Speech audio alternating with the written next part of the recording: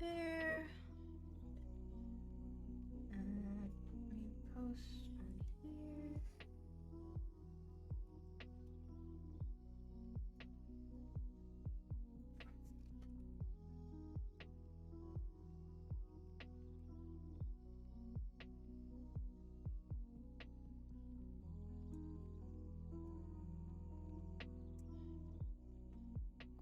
Cool.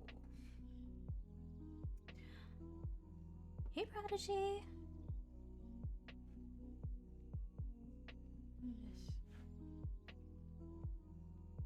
So, we'll do some free sketching for the first bit, and then we will do charity commissions.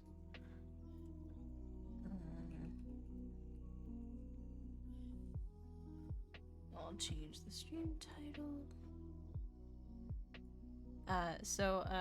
Last D&D session was kind of angsty, so now that's all I've been drawing is like super angsty stuff.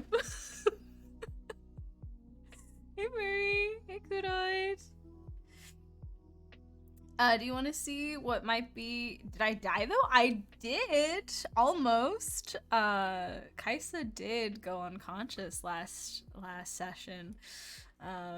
It was heartbreaking. Because we hit a we had a thing, like a plot point. It was like kind of meeting the big bad for the place that we were in. Yeah, it was like it was terrible. It was absolutely terrible. The fight went terribly. I made terrible rolls. Kaisa did hit 0 hit points and automatically failed 2 death saves because he crit. I was so scared I was gonna die. Luckily she got raised by like one of her teammates sent a healing word her way, and then another one teleported next to her to like give her more healing, but then he got downed, so now he's rolling death saves. I say now because we stopped before he could roll his first one, but he did fail 2 at the beginning. He's going to fail 2 at the beginning of his turn next session.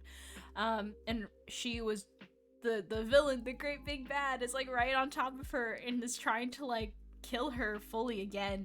And she's got her gun to his temple, and then my DM was like, hey, we're gonna bring back, you know, that thing, that plot point that we both kind of agreed would happen at some point. The one where you have a religious crisis because you're a cleric that doesn't pray.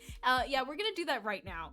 So I get sent into some kind of side dimension, like in my head, and I'm having a religious crisis with my god right now. It's like where we ended the session. Yeah, she is about to have a come to Jesus moment, literally, with her god as a cleric. And we're gonna see if I can heal my friend, because if it doesn't go well, if that talk doesn't go well, he might take away my cleric powers, which means I can't heal anyone. Things went terribly, horribly wrong last session, which is to be expected. It was a mess. I also lost a very dear NPC, at least dear to my backstory. It wasn't like an NPC we had been traveling with or anything, so hey, that was sad. Yeah, so a lot of it was a really good session. He did a great job. And you know, it was good. I was really impressed too, because it's like, it's really hard to make someone really hate a character, and he's been doing it like fantastically. So props to my DM, honestly, like, because there is like real rage when I'm on my turn. There is real rage in how I'm like kind of responding to like kind of the more roleplay moments, because it's frustrating. This guy like has forced me to like open up about stuff that I did not want to talk about, but he forced my hand, and then by like threatening essentially my character's mother figure, and then he killed her anyway. So that was like traumatizing. I'm talking about my D&D character. The most recent D&D session I played was absolutely terrible. It was angsty. It was awful. And my character died and then came back and is about to pull the trigger, which is something. It's like, I know he's not about to die in terms of health points. I wonder if the DM's gonna let me like kill him roleplay wise. I don't think he will. But yeah, she's about to pull the trigger on him. He's about to, like, he's got like a hook in her chest and he's about to kill her. So, but we can't, I hit him. I definitely hit him.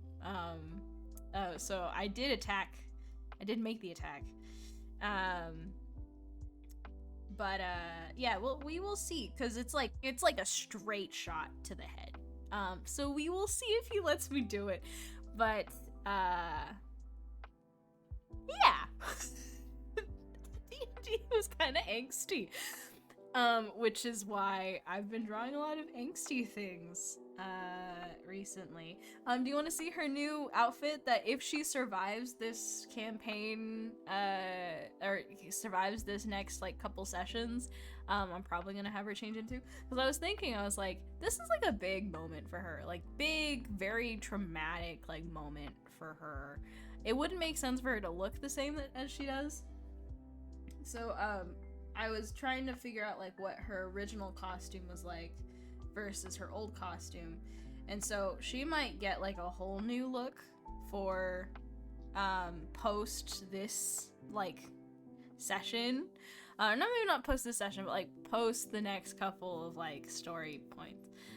Because she's in her hometown, home base. Everything in the past couple sessions have been basically like about her backstory. And I was trying to figure out like how I was gonna make it feel very like different from her old look. So she might be looking a little different. She's a little bit more boring, but I think that's kind of like to be expected a little bit. I'm still trying to figure out if I want to stick with this shape and general I don't know, silhouette and stuff. But yeah, so we will see. I do like her very much. I don't want her to die. But I guess we'll see how the dice rolls. Hey Tifa. But yeah. She's definitely a little bit more mature looking. It was funny because I did have like an outfit that I was like, maybe if she goes through something more intense and needs to change her outfit, like this could be one. But this was way before any of this stuff happened. So I was like, this is like, oh, what if, you know, things went okay and she could like you know, go a little bit more cleric-y. But she's in a bad bind emotionally. So we're gonna go with like a slightly darker thing.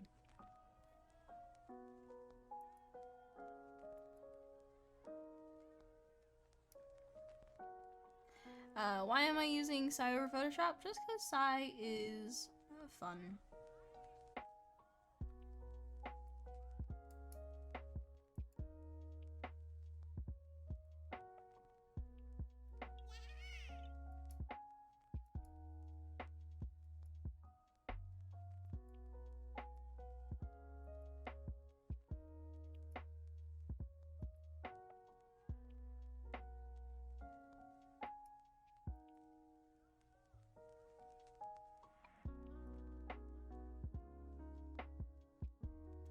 Oh, thank you for the tier 1 sub for 22 months. Thank you. Almost 2 years.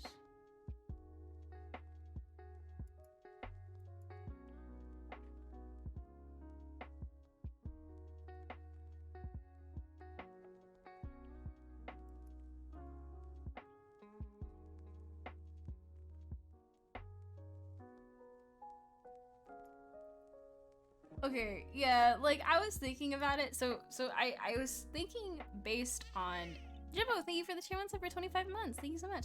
I was thinking about like what is kind of her like brain space, what her like mindset right now is kind of based on. Because so there's like a couple like basic things about Kaisa's like personality that I settled on in the beginning, where and this was very much based on the background she originally had, which was she was a smuggler. And smugglers have something called, it's just an FIRBOLG, Firbolg. The critical role version of Firbolgs, because they're based on goats, versus I think Firbolgs in canon are just kind of like half giant things. They're a little bit more just like basic. Yeah, so like her original thing was that she's a smuggler. Smugglers have, at least in the background of D&D, have a code where it's like never cheat, I think, another smuggler, and also don't harm innocents, right? So that's like a thing that I have kind of like built her around, is the idea of like, you know, never tell only talk in half truths, not falsehoods, was kind of like how I describe that. And also never do harm to someone who cannot bring harm to you, right? So this idea of like, if they cannot retaliate, they are innocent, right? And so you can't harm them. And also like, you can't lie, but you can say, you don't have to say the whole truth. So she operates very much under that like kind of moral assumption, right? Up until this point, she hasn't really had like a lot of, she's been through a lot. She has a whole background and everything, but with given like what's been happening in the campaign recently, I'm wondering if I should start. I've been thinking a lot about how I think she would start to, her moral compass would start to fracture a little bit, because with like the fact that the big bad is someone she's had history with, is a part of kind of like that smuggler's ring sort of a thing, and he just killed someone who was kind of like a mother figure to her, and he himself has a wife and daughter, I think a daughter, and so it's kind of like, you know, in my mind, as she's having this kind of like religious crisis with her god, because, you know, she's a cleric, but she's not faithful. If her whole thing that her whole position as she's talking to him is just this idea of like, are you going to help me pull the trigger to kill him? And will you give me the power to not leave any more survivors? Like, will you give me the power to like take him and his family out of the equation?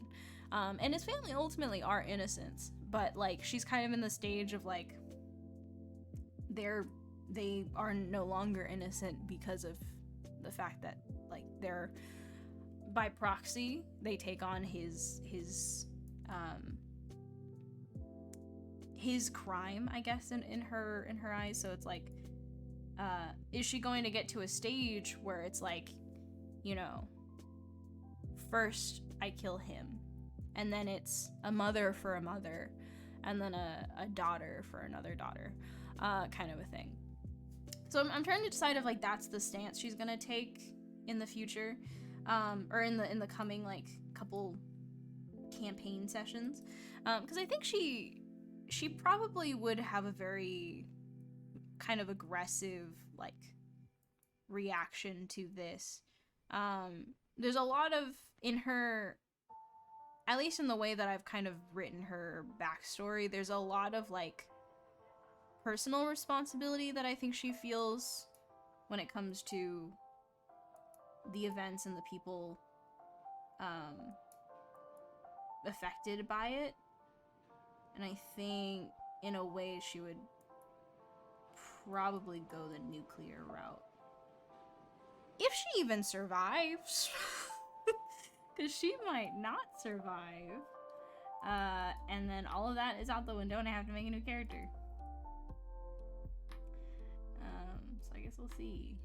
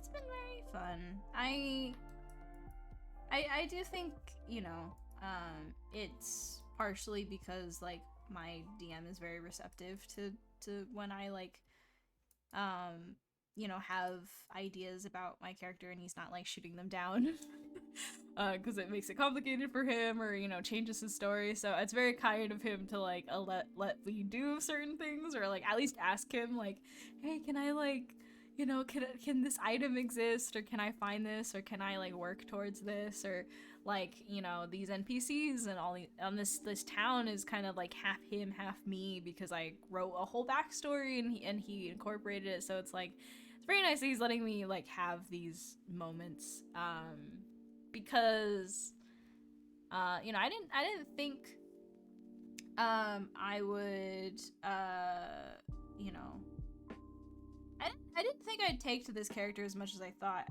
as much as I have.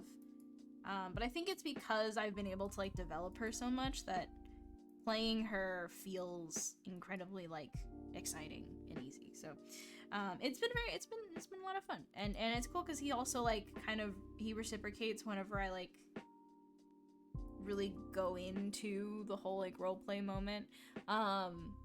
He's made some fucking despicable characters and it's great because you know, I feel like if I were the DM I would really struggle to make characters that you could truly hate, but he has definitely made characters that you can hate and it is an impressive feat. So a turnaround sheet is a good idea. I'm your portfolio. By turnaround you mean front, back, 3/4 view. Yeah, I mean you basically have it. I'd say a turnaround sheet should have side is a little bit more like is a little bit more like I would say a special request. Most people can kind of guess what it looks like if you have a 3/4. So I'd say front, back, 3/4.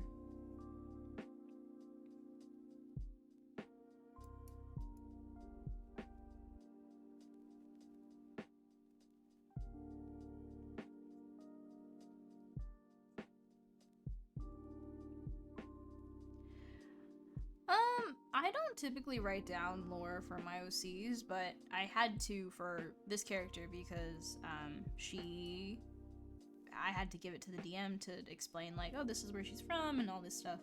So yeah, I kind of just like try to write like a summary that includes like important motifs or important like moral things for her.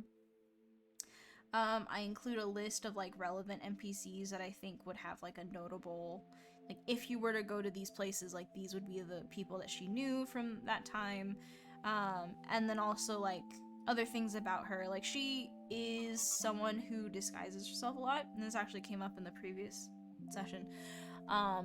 It was revealed that she has a lot of, not alter egos, but she has a lot of disguises that she's used as a way to like increase her influence. So when she was a smuggler, she also had a disguise, or she crafted a persona as this kind of like queen pin, not kingpin, of this like black market, and she had like a stranglehold on the sort of like commerce going in and out of the archipelago. But then she also had like what she looks like as a furbolg, play acting as sort of the second in command for this like mysterious queen pin of the islands.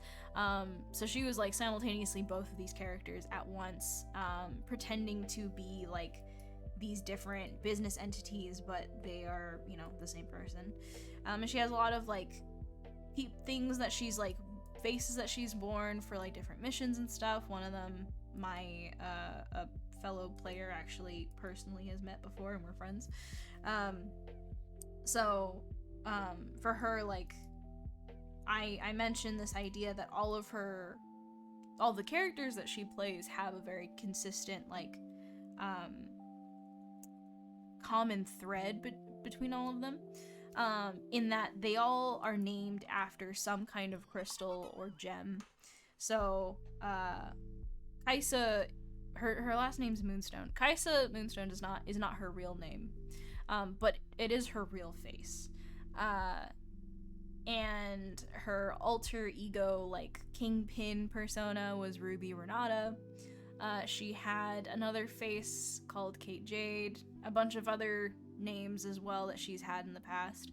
And so like all of them have something to do with this like kind of crystal motif, because she was an exotic gems trader and smuggler in her past. So, you know, it's like I would list out all of those things so that the DM would understand, like, here are like common traits that you can like bring into her story, and especially if you're like planning for scenarios that are meant to be specifically geared towards my character, here are things that you can talk about, like this idea that she's in the process of sort of running away from her responsibilities as like this sort of kingpin on this island. And so you know, when things go wrong or there's a power vacuum, like she feels like she's responsible for that. Stuff like, you know, she has a lot of weird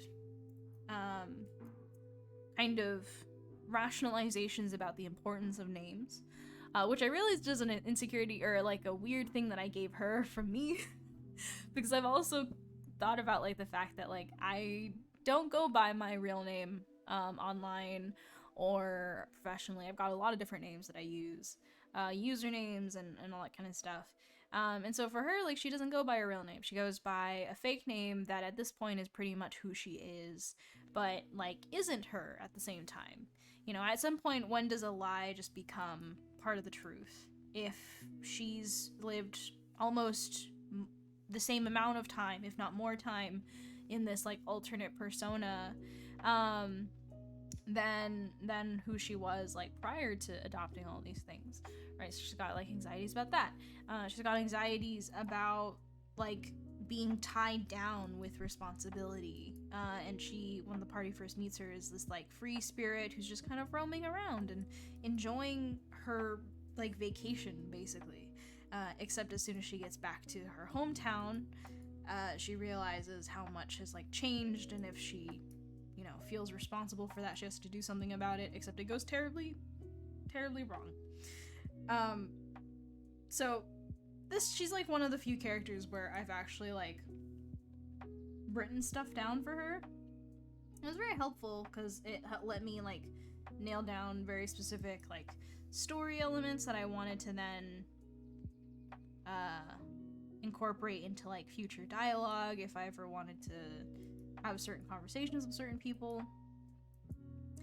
I normally don't do that though.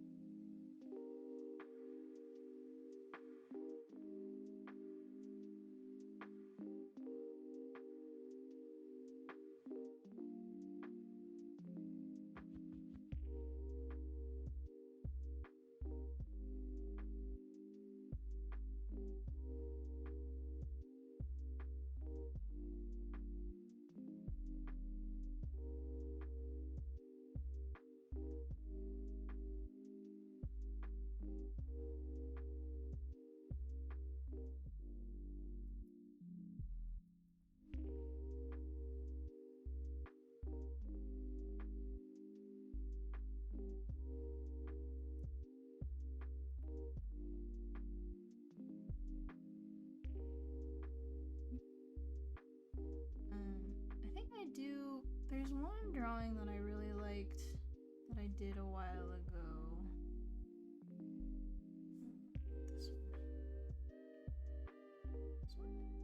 Oh, yes. I really like this drawing of her, which is when I decided that I was gonna cut her hair. I was like, I drew this and I'm like, oh, she looks so pretty with short hair. I'm gonna cut her hair. And now I'm very excited for her to have short hair. Yeah, no, the big bad of the campaign currently has these he has like a, what is it, the hook hand thing, because it's a pirate campaign, so he's got a hook hand, and he has basically like, they're like psychic powered like grappling hooks basically, and so he just shot one of those into her chest, and it's basically like this like meat hook that he has, which is how he killed her originally, and then I got brought back to life, but I'm still on his hook, so it's very like, yeah, it's very aggressive, but it's okay. I hope the DM will let me survive. It's very dangerous to let your DM know that you care about your character. Very dangerous.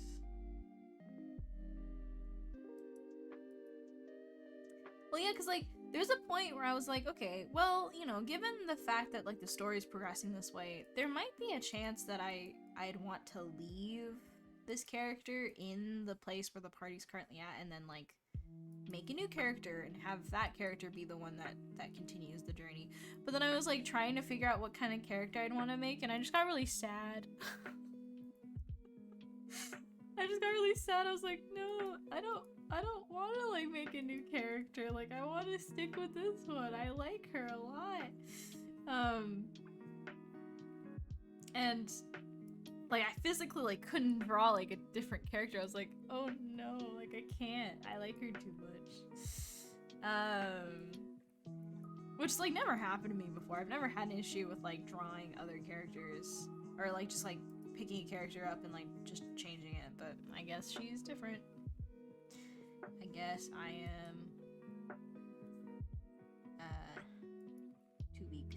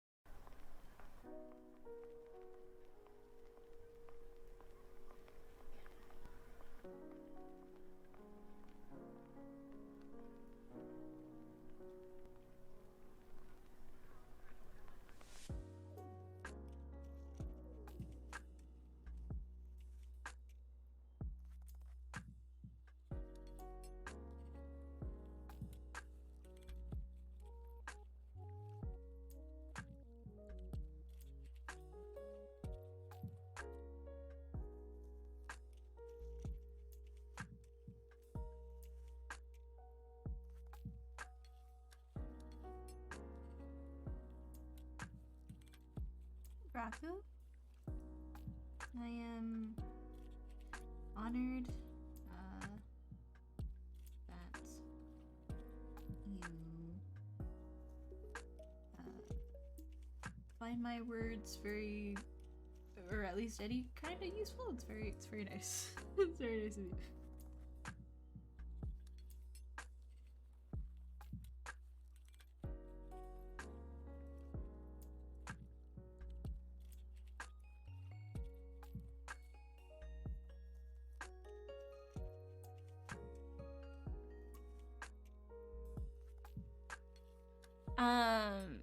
It is my. It's not my. It's the biggest one. It's not my first. But yeah, it's definitely the character I'm like the most attached to of the ones I've played. Which makes sense. I mean, I've played more sessions with her than any other campaign thus far. And yeah, I mean, I don't really want anything to happen to her, but at the same time, like, when things do happen to her, it's cool, because then I can think about, like, how, like, what would she say in this situation? How can I, like, allude to as many things in her life without giving away, like, a lot of details about her? You know, like, how can I reinforce, like, common themes with this character without, like, in the way that I talk or in the way that I, like, describe things without giving away, like, or literally saying, like, here's her insecurity and this is, like, or this is something that she thinks about a lot, or a problem that reappears in her life a lot. It's cool to get to, like, sit down and kind of think about those ahead of time, you know? But I grew up role-playing a lot, like, on DeviantArt and, like, Facebook with my friends, so, it feels very comfortable for me to, like, sit down and be like, what is this character's, like, you know, framework of thinking, and all that kind of stuff. We play online, because a lot of the people, or at least a couple of the people that we play with live on the East Coast.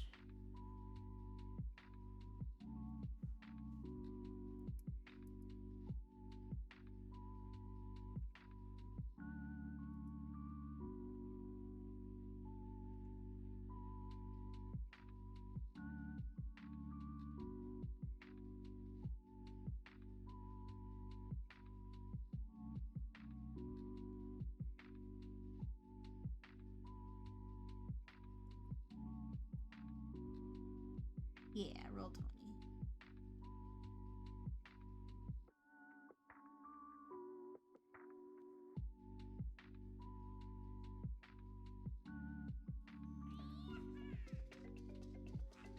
Oh, Mai, thank you so much for the raid.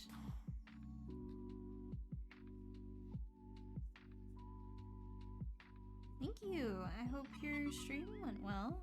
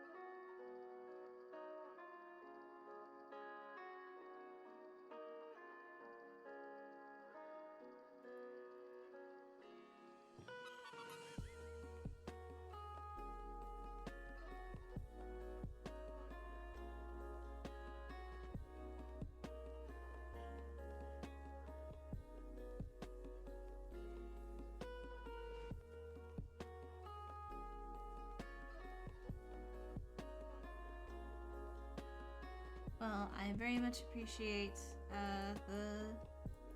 the kind gesture. It was very kind of her.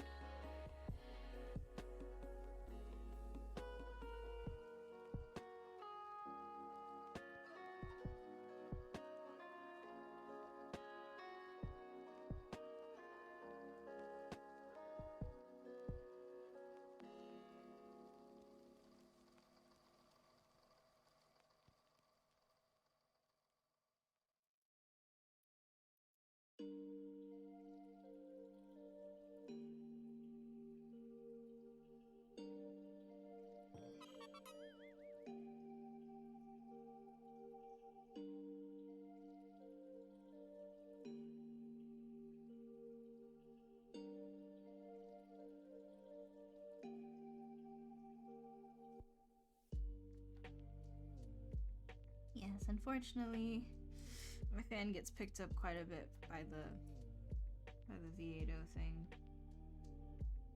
If it's like really activated, then I can probably turn down the sensitivity on it, but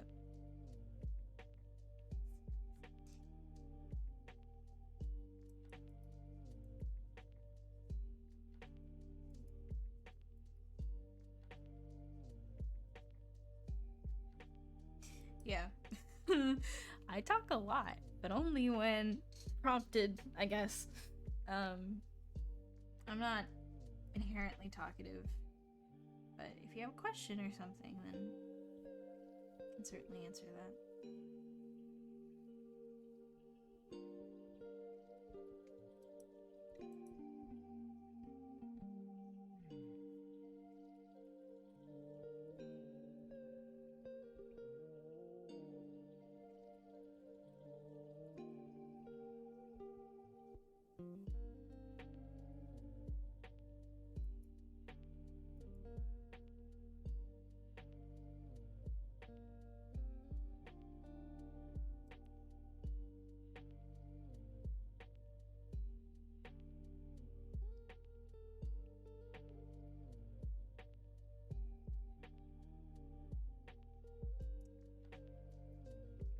The charity was for the Malaria Consortium, which is a nonprofit that goes around the continent of Africa helping to administer the vaccination kind of like regimen against malaria to children in underfunded or in villages that don't have access to any kind of like medical care. And so when you donate to them, it helps fund like both the actual vaccine, administering it in a routine way, but it also helps fund them to build, I believe, like kind of medical stations so that more kids can have access to the vaccine, because at least over there, the death rate for kids who catch it is extremely high. And not a ton of their children are vaccinated against it. So it's a very cool organization. They have had a very good track record when it comes to keeping up with their like mission statement and stuff, and also very clean transparency with financial records. So we'd already done a bunch of other charities for like more immediate events like the Australian wildfires at the time. So this one was kind of a more global pick for our holiday charity that we did. But because of life stuff, it's taken me a while to fulfill them. But thankfully everyone's been very patient with me. Thank you! Yeah, I would like to be able to do holiday charity stuff. I'm thinking this holiday, since I am just about to I'm about to wrap this up and it's been a while, I might not run an actual charity event, but I might still run a fundraiser, and then I will just match however much we are able to raise in that time, so I'll double it. I think that might just be the plan for this holiday season. Maybe raffle this time so there'll be less work on you. That would be nice. Yeah, we could do like a raffle kind of a thing. It might be a hassle though. I don't really know how we can do that and have like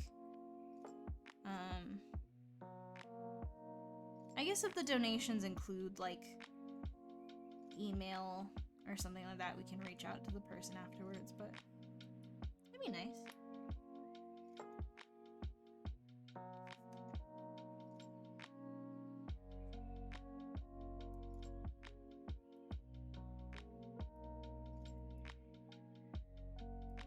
Thank you.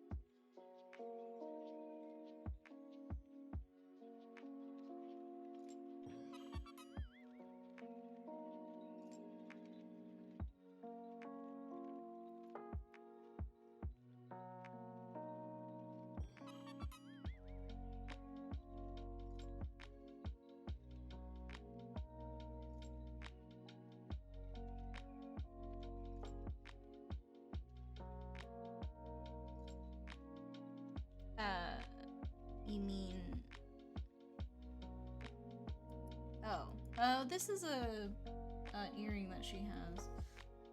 If you look at all of these, since her ears are pointed downward, her earrings are just sit on top of them. Yeah.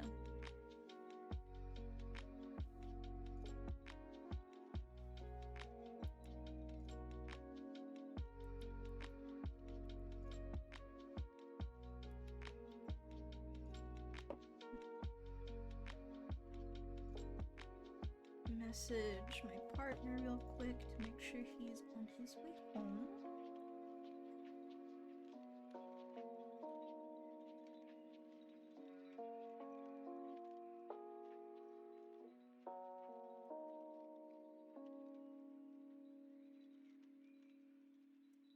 Yeah, we're in the home stretch. It's so exciting.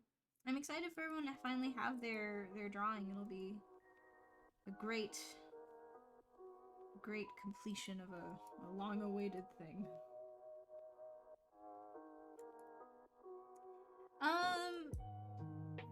They were more so, at least in the beginning, right? Her original outfit was very much more based on kind of like half folk, half folk costume, and half like just kind of like gunslinger-esque kind of feel. So like the bottom half of her is very much more like cowboy-y, and like the top half of her, I wanted to really just kind of keep it loose. Hold on.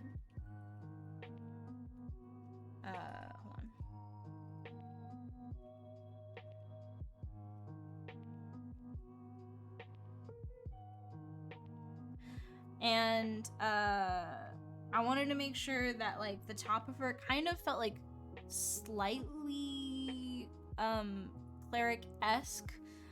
So I gave her kind of the same open sleeve, but with like the cascading elements, both in the front and the back. And I also just kind of wanted her to be a little bit of like a free spirit. So she has a lot of these colors. Nature motifs are huge for her like first costume, because I wanted that to be kind of the indication that she was like finally open and free and on her own. The symbols on the bottom of the cape are not her holy symbol. Her holy symbol, she is a forge cleric, so they are a hammer with fire around them. No, the coat is supposed to basically represent her time when she was still working as sort of like a kingpin of the smuggling ring, or the black market where she grew up. And as I mentioned before, like gems and crystals are like a huge part of her like motif.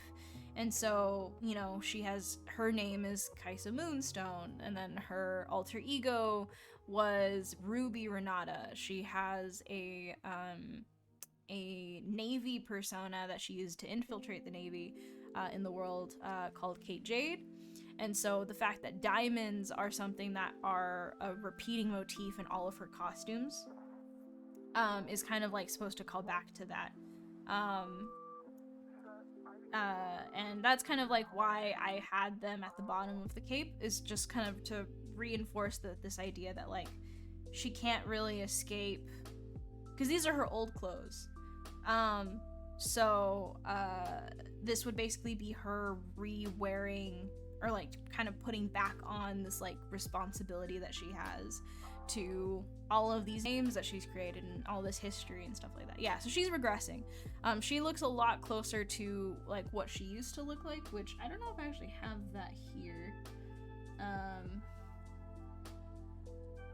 don't think I have that drawing here. Is it here? No. Here? Oh yes. So I was trying to imagine what she looked like when she was younger.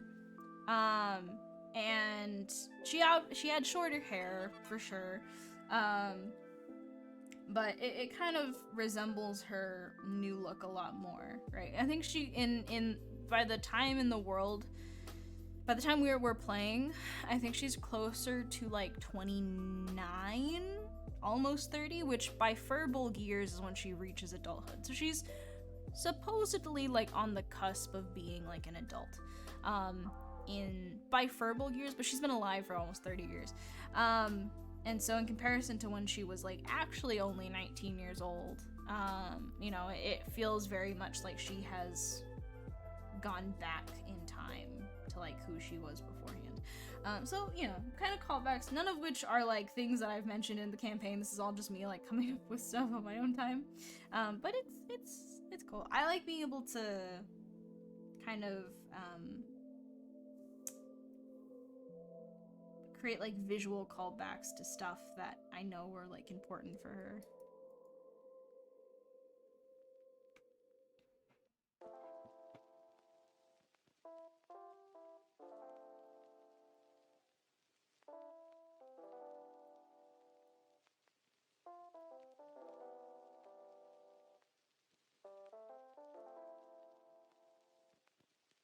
Yeah, I'm not totally sold on it, but I guess we will see if I decide that I like really want to change it before it has to be canonized. I think we've been playing it since the beginning of this year.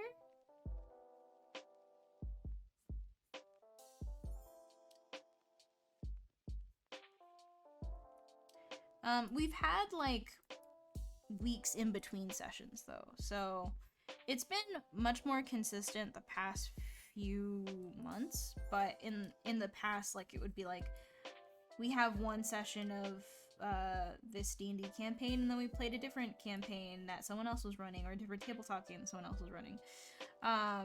So we're like 12 sessions into this story, which every session is about like 3 yeah, like about 3 hours ish per session. So we've put in a pretty good amount of time in to this campaign alone.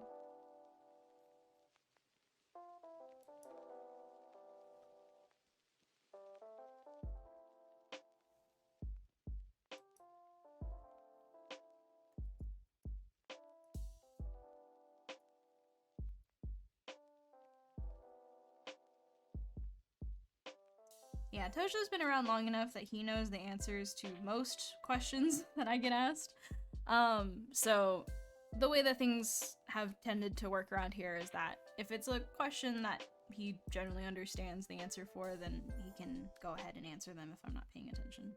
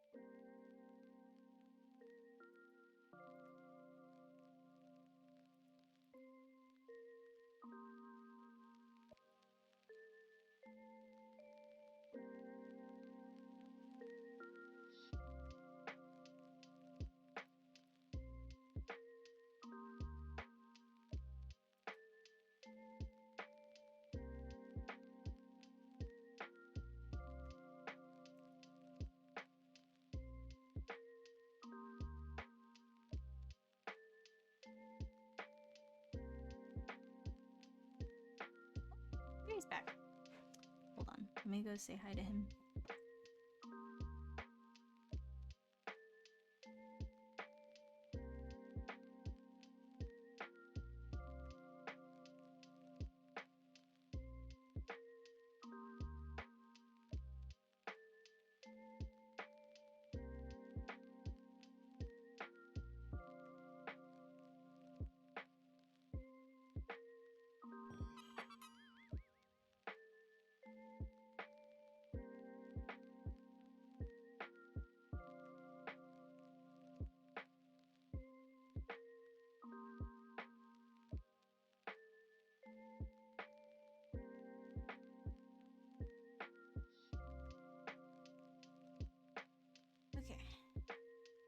He just got back from work, so I went to go say hi.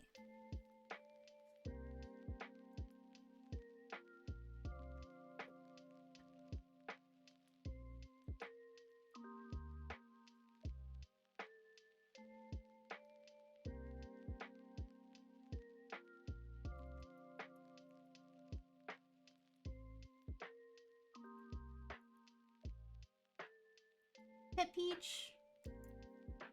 Peach is currently outside.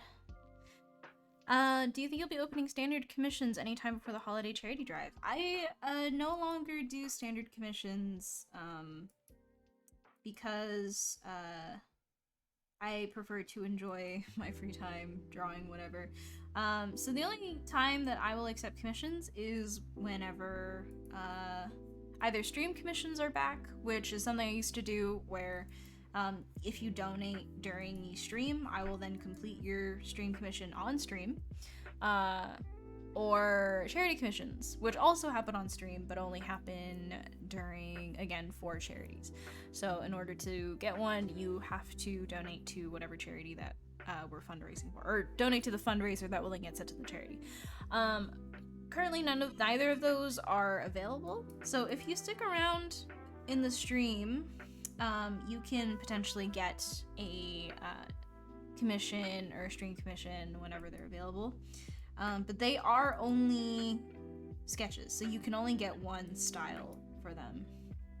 I don't really do like painting commissions anymore or anything outside of that, because I do not have a ton of time outside of my day job, and this month has been particularly special because I'm in between jobs right now, so I had more time to stream and just in general do more stuff.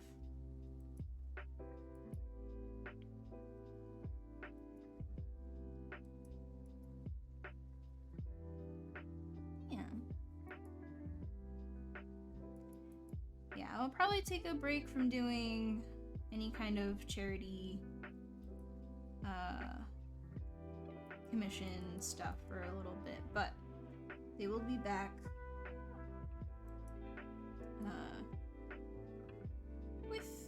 to some extent. They'll be back pretty soon. You can save them up to remind me to drink water or to get up from my chair.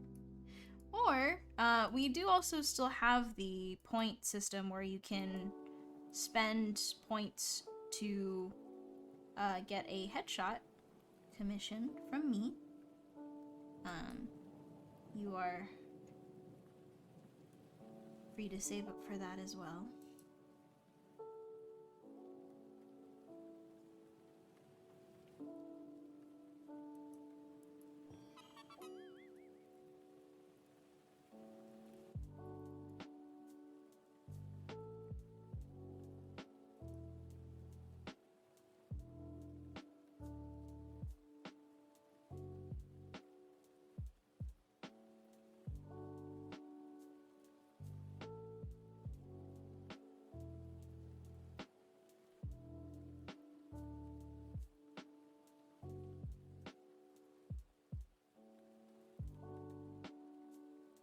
I always find it so funny when Tojo gets like all of the point redeems.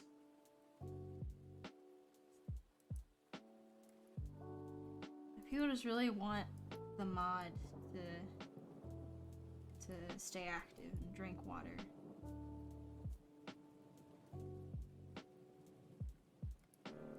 Oh, my phone is buzzing. Cease to speak. When you were in high school, how did you look for scholarships? I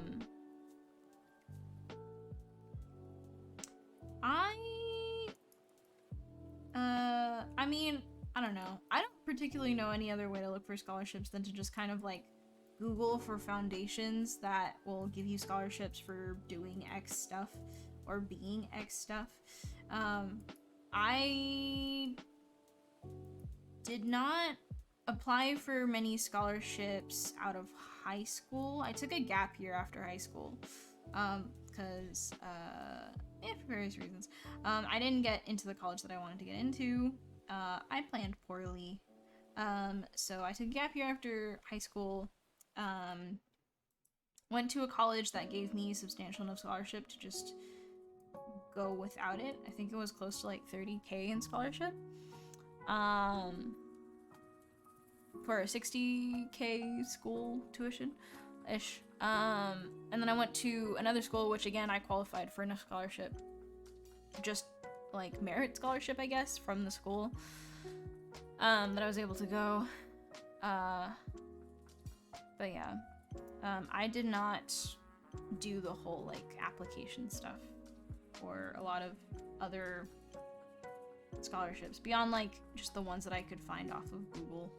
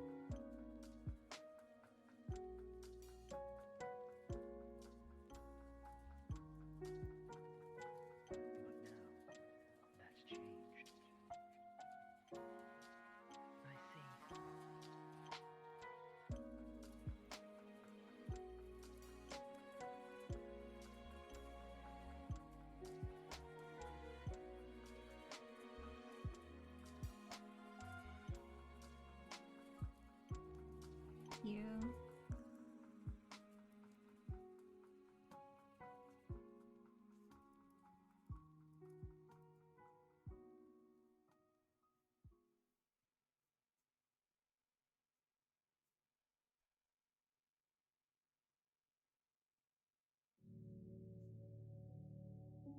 Hydrate.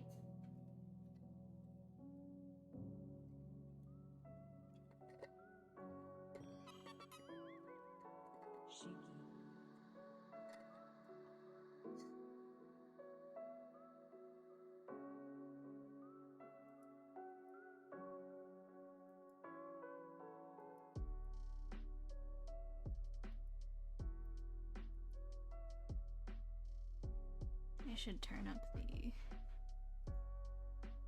this thing.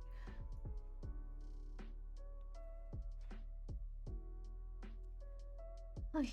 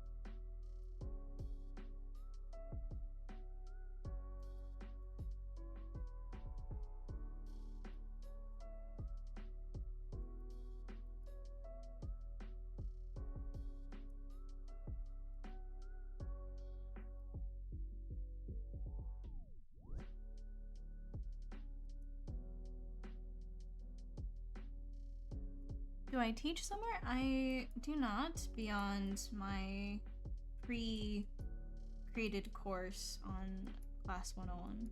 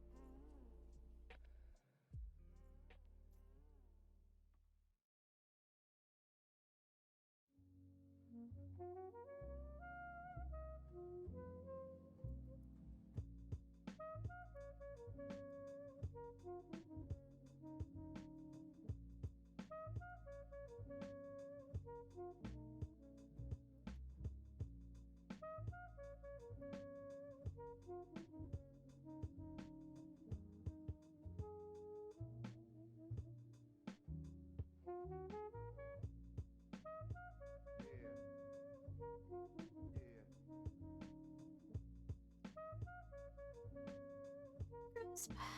Hey Santana. What size canvas are you using? I draw on 30 inches by 30 inches at 300 DPI. I do that nowadays because I tend to do a lot of like these types of pages where I just draw like a bunch of things wherever, whenever, and so it helps when I don't have to like make a new canvas for a whole new set of sketches. I'll just make a new layer and just keep drawing that way. I find that sometimes I tend to draw in the spaces between two different drawings, and that sometimes helps inform like the shape and size and whatnot of what I'm drawing. So that is my preference. So I draw on 30 inches by 30 inches at 300 DPI.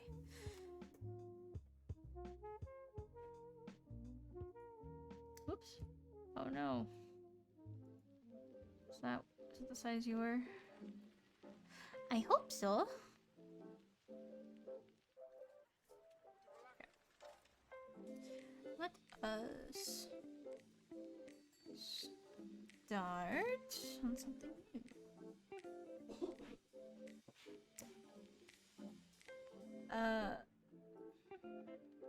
Okay, so is it... Okay, so it's Nakasa.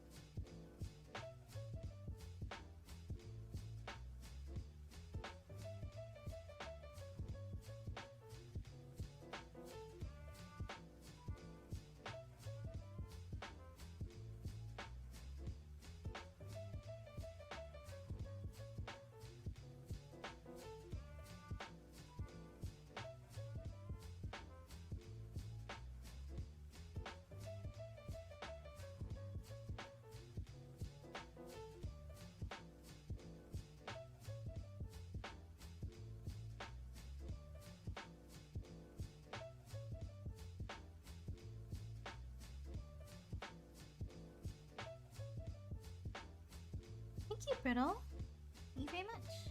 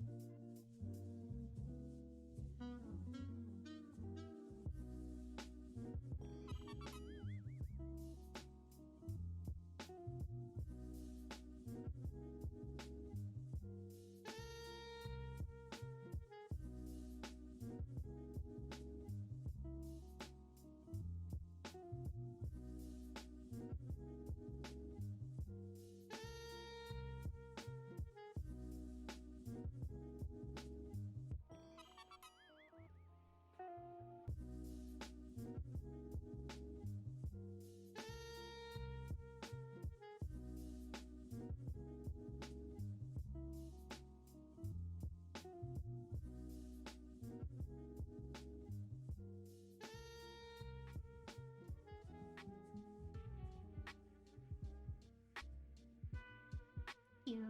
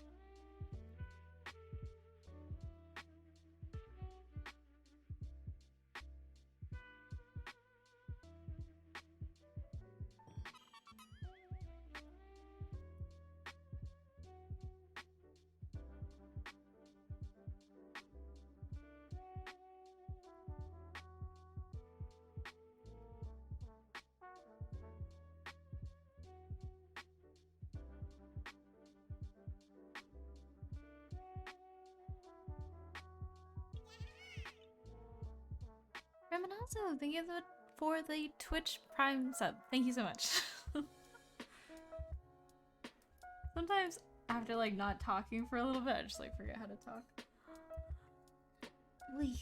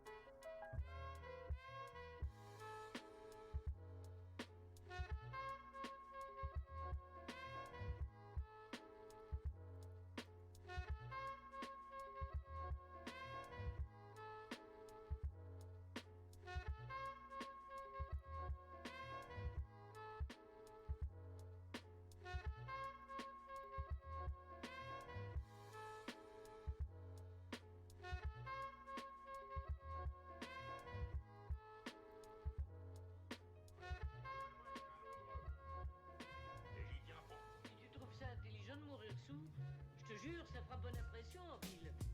Tu sais ce qu'on dira? Mourir sous, c'est mourir debout et je me fous des racontards. Very aggressive. Madame.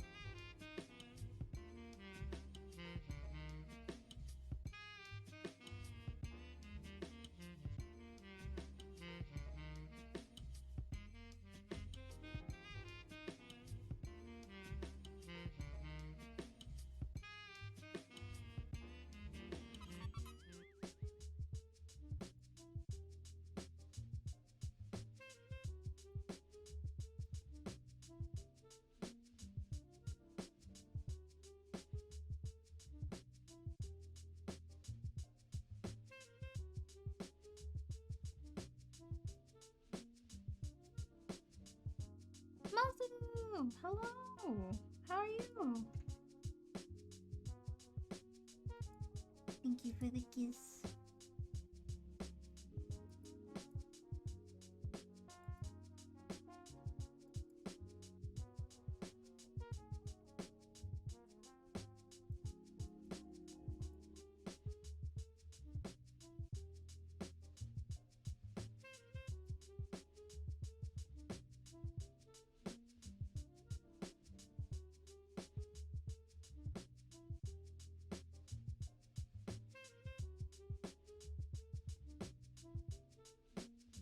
Thank you, thank you.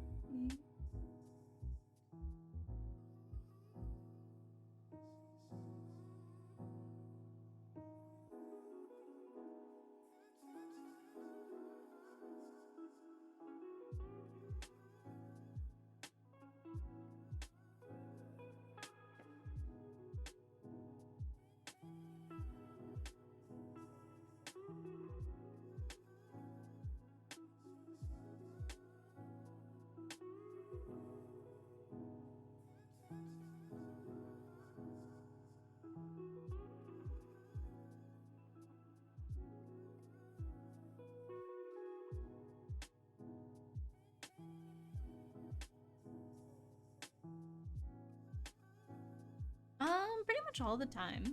I don't follow people that aren't artists, except for like maybe family members. So if I'm ever on social media, it's only to look at art. I don't use online stuff. I don't use social media specifically to like look at anything else.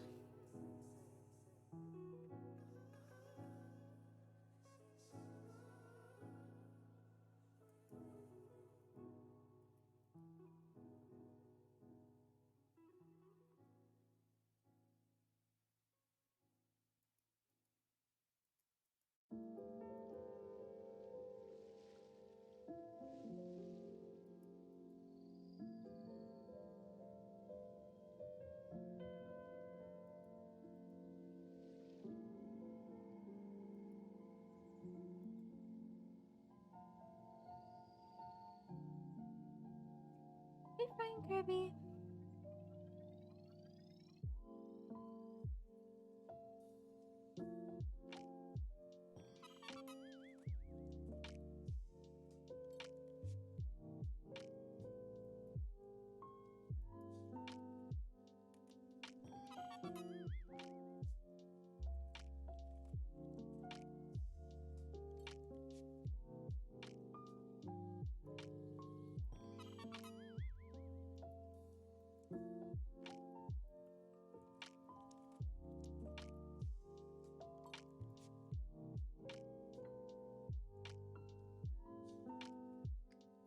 How am I doing tonight? Doing pretty good. It is a quiet night, so I'm hoping I might get some more done today than I might normally.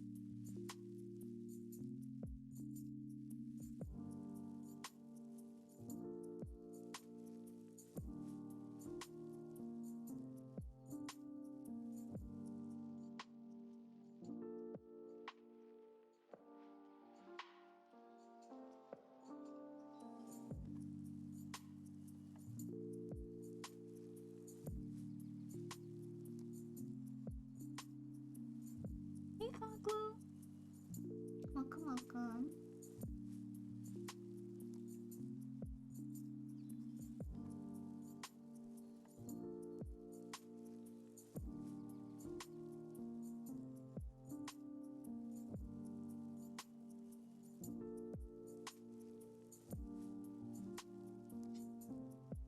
Vilsifor? Pretty alright.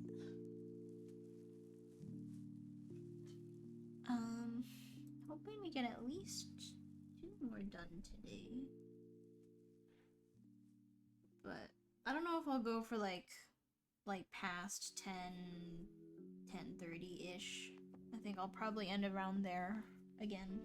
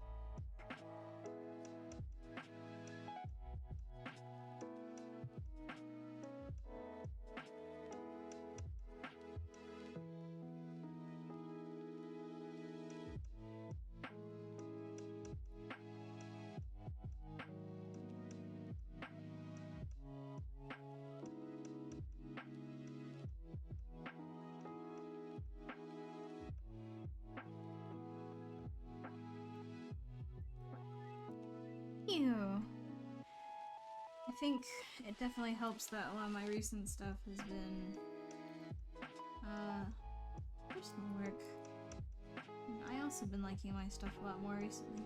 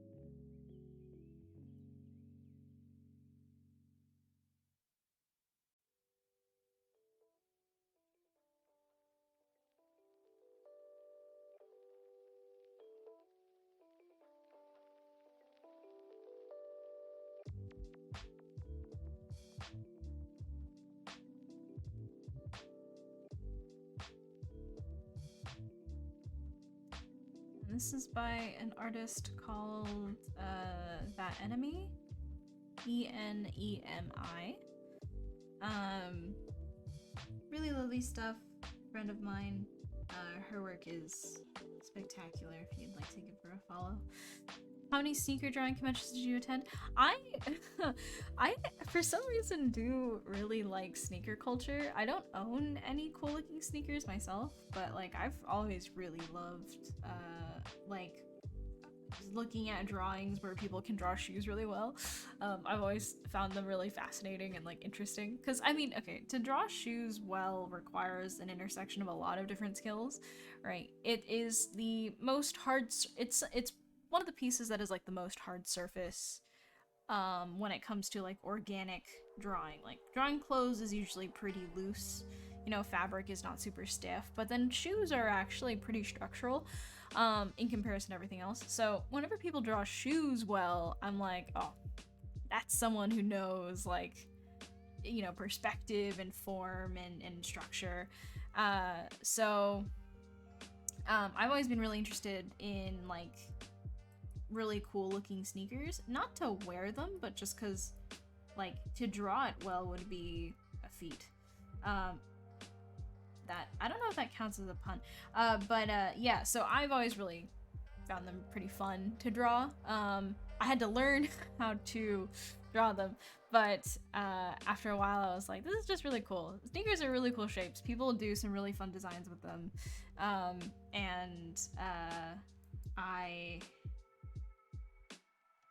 am strangely interested in sneaker culture despite not actually being. I didn't mean for it to be a pun. That's the worst part. It wasn't even meant to be one. But yeah, no, it's a you know, it's a really cool like subculture. I just personally don't like it for the reasons why most people like it. Hey, don't congratulate it. It wasn't a pun. It wasn't meant to be a pun. I don't like puns. Don't encourage this.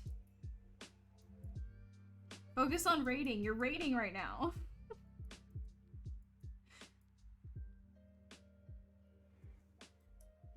No. I need less people to pay attention to what I said. Raid's over. Oh. Where did it go? Oh, back here. How's raid?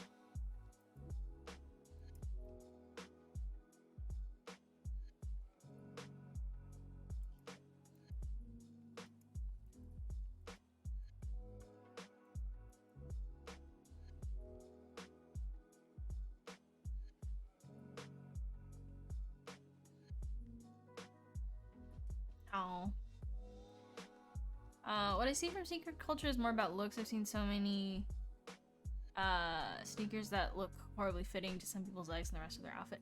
Yeah, I mean, sometimes sneakers are just kind of weird, you know? And I think there's something really cool about it. It is a form of avant-garde-ness, right? Like, high sneaker culture, what does that look like? Well, a lot of it is in the weird designs that people come up with, not very comfortable shapes, but they're interesting nonetheless. And sometimes people don't know how to dress with them, but I think for the most part there are quite a few really good stylists and designers that know how to make the most of it. I mean, if you only look at like tech wear stuff, then yeah, maybe it kind of just ends up looking a little weird. Or people that only wear like, I don't know, brand names, but I think it's just cool. Some of the designs and shapes they create for something like shoes, which for a lot of people is pretty like fundamental. They're not super crazy. Most shoes are shaped very similarly, and so, you know, they're more practical than anything else. But sneaker culture brings the impracticality aspect of it, and kind of, you know, does both at the same time, try to make it wearable while also trying to make it interesting. It's cool. I respect it.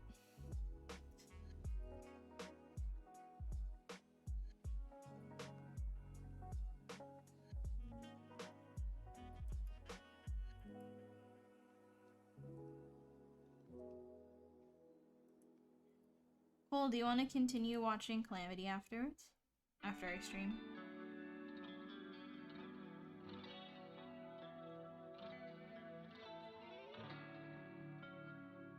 Oh, we're getting to some of the more intense parts. We must continue. We must forge on. Yeah, I'm showing Cole Calamity. Exandria Unlimited Calamity.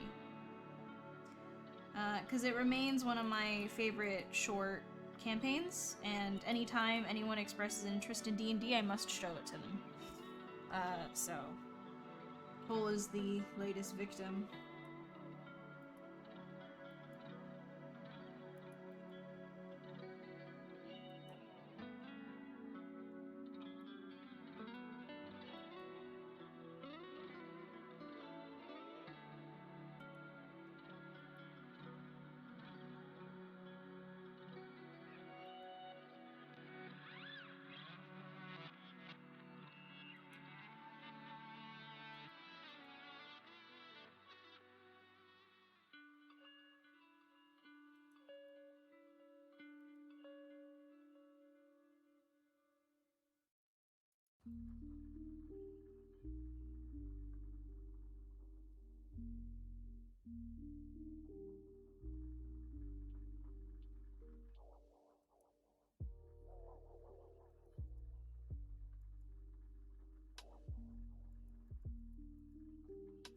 worst part about drawing sneakers is trying to make them look like each other.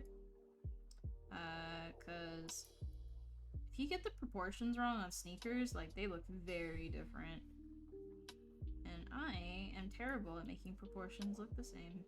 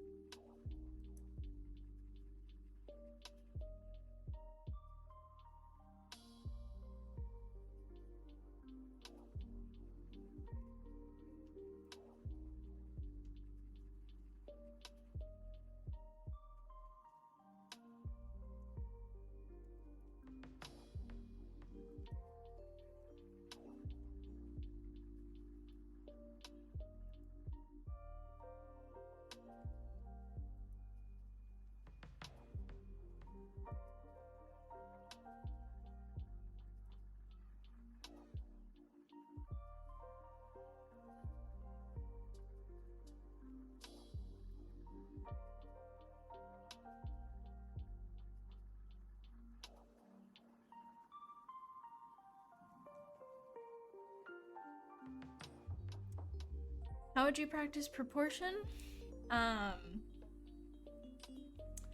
Proportion is kind of a little bit more standardized, right? Like, first you learn standard proportion, which is like, I usually do 8 heads, so 4 heads from head to crotch, crotch to heel is another 4 heads, easy way to keep that in proportion.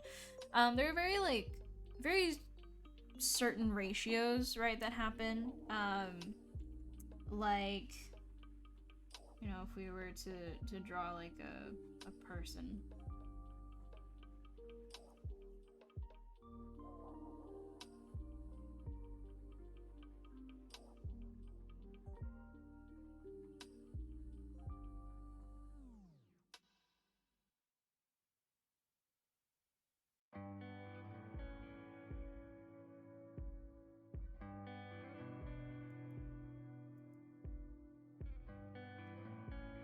Yeah, see, so like with proportion, it's all about creating a muscle memory for the specific type of proportion you want, right? Because for me, right, I have developed enough of a muscle memory where without really measuring it, I pretty much hit 8 heads by 8 heads every single time. So, you know, this is just the way that I've memorized proportion.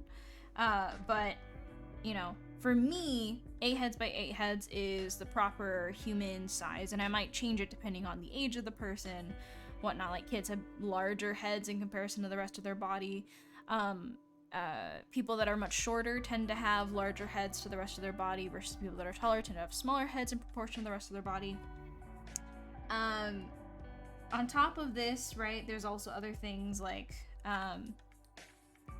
hands tend to hit about anywhere from like 2/3, anywhere from 1/3 to 2/3 down the thigh, right? You have the idea that elbows hit right over the kind of like thinnest point of the waist. So when you put your elbows down by your sides, you'll notice that it always hits right underneath your ribcage. So it's helpful to be able to compare the two things against each other to see like, oh, how long is my arm versus my ribcage. The thing about proportion, it's always about the object in context with other things, right? The idea is that you compare everything to each other. So the length of the arm to the rib cage, the length of, or like the how the lowest point of the hands, the fingers, hitting where on the thigh, getting that accurate every single time. You know, all these things are ways that you can kind of gauge each measurement against another thing, so that gradually as you build out the character, you get something very consistent. When it comes to practicing proportion, I would recommend learning a set of proportions that feels right to you, right? Because some people think that 9 heads is normal because they worked either in fashion or costume. Some people feel 6 heads is normal because 6 or 7 heads is normal because that is more so the average human proportion. Our heads tend to be slightly larger, or our lower leg tends to be shorter than our, like, you know, the rest of our body in comparison. Some people have shorter torsos, some people have shorter legs. That might change what your comfort, like, aesthetic is in terms of, like, what should the body look like.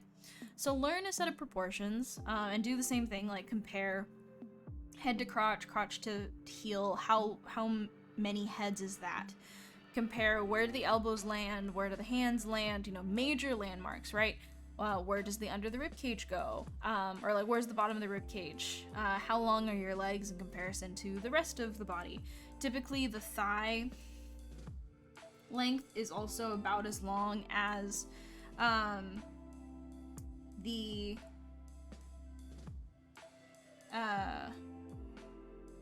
thigh is as long as about from the knee to the bottom of the heel, right? And yeah, like typically your feet and your forearm are the same length. Like that's an example of a proportion measurement. You know, distance between your the bottom of your rib cage and your pelvis is about a fist size. So if you put your like make a fist and you put it right underneath your rib cage, you'll feel that you'll kind of, your pinky will touch the top of your pelvis. A good way to kind of distance the two without making them too long or too short. You know, so you can learn all these measurements individually, but the thing is like, you want to be able to hit these measurements every single time. And the way that you do that is to reinforce that until it's muscle memory. So continually trying to re-measure after you draw like a body, see like, oh, did I draw this too long? Is it too short? Based on my idea of what the proportions should be, because these are standardized, they're not unique. So some people will break these proportions, some people won't. If you're trying to draw someone with a very like, you know, unique set of proportions, all of this is gonna break. But I generally recommend trying to make a core set of measurements, a core set of proportions, muscle memory for you, so that you can hit it every single time. You have a basis for how long things should be, how short, how wide, how thin, and then you can build off from that to then make your figures individual. That's usually how proportions work. But beyond like really just reinforcing, trying to reinforce good habits, trying to get rid of bad habits, like, oh, I tend to draw heads too big. So something that I have to think about is trying to actively make the body larger as I'm drawing it. It helps if I'm not super zoomed in, but if I am, I need to continue to work on making my bodies longer and like wider in certain areas because I draw heads too big. And that's just something I have to keep reinforcing for myself because that's a habit that I have. It's a bad one. You might tend to draw your legs too short, and so you look at it and you feel like your figures are stumpy and stuff. All these things are things that you kind of have to just out through comparing your art and looking at it and measuring it out, realizing like, oh, these are habits that I have. I need to figure out like what I can do to break them.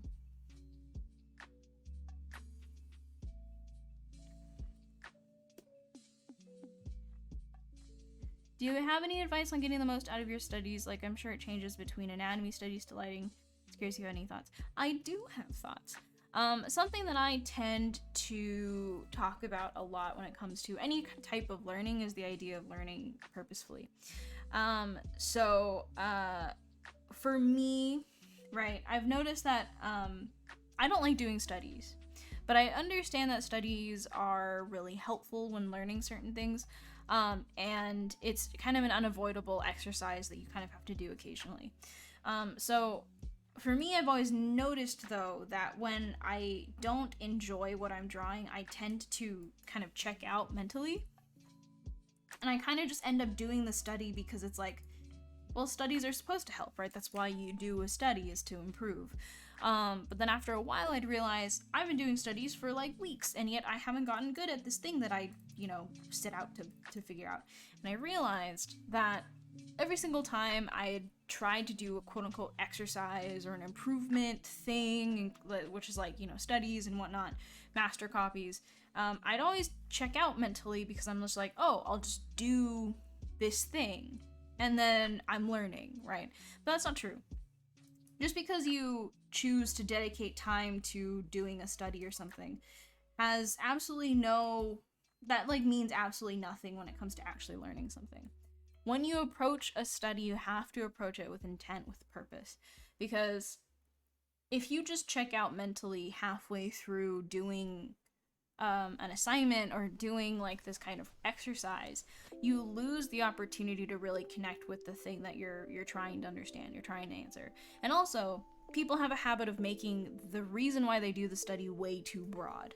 They'll say, you know, oh, I want to just learn anatomy. You know, I want to reinforce like proportion or something, but they don't go into a study asking very specific questions, because to them maybe they have way too many things to work on, and so they're just like, well, if I do the study, it'll help me figure out some of these things at least, you know, I'll kill two birds with one stone kind of a thing. But studies are ambiguous because they can be for a number of reasons. You can do one study, copy one photo or reference, and it could be for a variety of solutions or variety of questions. So you have to go in knowing exactly what you want to learn, and really be present and like attentive to answering that question. What is it that this reference specifically does really well that you know that you're missing from your own work? And then once you've gotten to that point, I think it's really important to then do something to check whether or not you actually learned anything. Whether or not it's to make notes of what you learned, write it down, or even just my preference, which is drawing totally different things, but including whatever I was trying to study, right? So like if I was very much focused on, I want to learn how to paint cooler tones under the eye, so that it feels more natural without using like super dark shadows, so I can get that more realistic touch to my faces, right? To the faces that I paint. Then I will go in and I will paint faces of like my characters because I prefer to do that kind of stuff instead of studying. And I'll see how much I remember from making the study. How much of my notes, how much of the things that I specifically took out of the study did I remember and retain? Then I take a little bit of time and I do it again. I do it again a couple days later and I try to figure out, without looking at the reference, without looking at anything, how much of that information did I retain? Usually not a lot. Usually the information that you learn immediately just kind of evaporates as soon as you stop thinking about it. And that's fine, but you have to recognize that that is an active part of learning, is that you will sit down to learn something, and until you are very, very cognizant of what you've sat down to learn, it's so easy for all of it to just escape you as soon as you finish the exercise. And then you keep doing these things, but it keeps evaporating. And then you're, you know, a couple weeks in and you're like, I haven't learned a single thing, but I've done like 15 portrait studies and, you know, master copies and all these things. So my advice is always sit down and think about exactly what you want to answer. What question do you want to answer? What thing do you want to discover? What thing did you notice in the reference that will help you maybe improve on something that you tend to do or a bad habit that you have? Sit down with a very specific goal.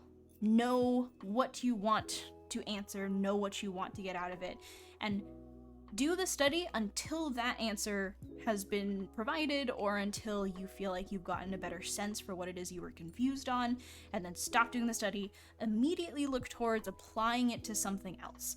The important thing is that you aren't learning how to copy the reference. You aren't learning how to replicate the reference. You're learning how to apply the information to whatever you actually want to do. That's also another part of it. Some people learn how to basically replicate what they did in their study to new things, new paintings, but that's not the idea. You want to be able to manipulate the information so that it can retrofit into whatever thing you want to actually be drawing, whatever you actually want to be painting. And so in order to do that, you have to ensure that when you're applying that kind of information, you're putting it into your like core memory, you're putting it into muscle memory. And you have to reinforce that information by repeatedly making sure it's being added to the pieces that you're making. It's a part of what you do for fun. It's a part of what you do for work or what you do for learning. And so reinforcing that by immediately trying to apply it, keeping that in mind when you're making new stuff, is really helpful, because then you have a frame of reference, right? You do that right after you do the study, you take a little bit of time away, and then you come back and do it right after that, and you figure out whether or not you actually learned anything. You'll recognize, if you look at the one that you do a couple days later, what actually made sense to you, what actually was something that really kind of connected in your brain, that made kind of a difference, and what part of what you learned actually kind of just like flew over your head. It's easy to learn information. It's even easier to just kind of allow it to pass over you. And a major part of education and learning is that there's a lot that we forget. There's a lot that we kind of just ignore, and we will inevitably forget most of the things that we attempt to learn. It's mainly making sure that you catch those things that you forget, that you reinforce them time and time again, and then you slowly begin to change the habits that have since replaced them, or have since or still taking their place in your mind. And that's generally how I recommend people go about anything, right? Not just learning how to paint or learning how to do anatomy, but it's like absolutely anything that requires observation, requires reference, requires studying. You should be doing that, essentially.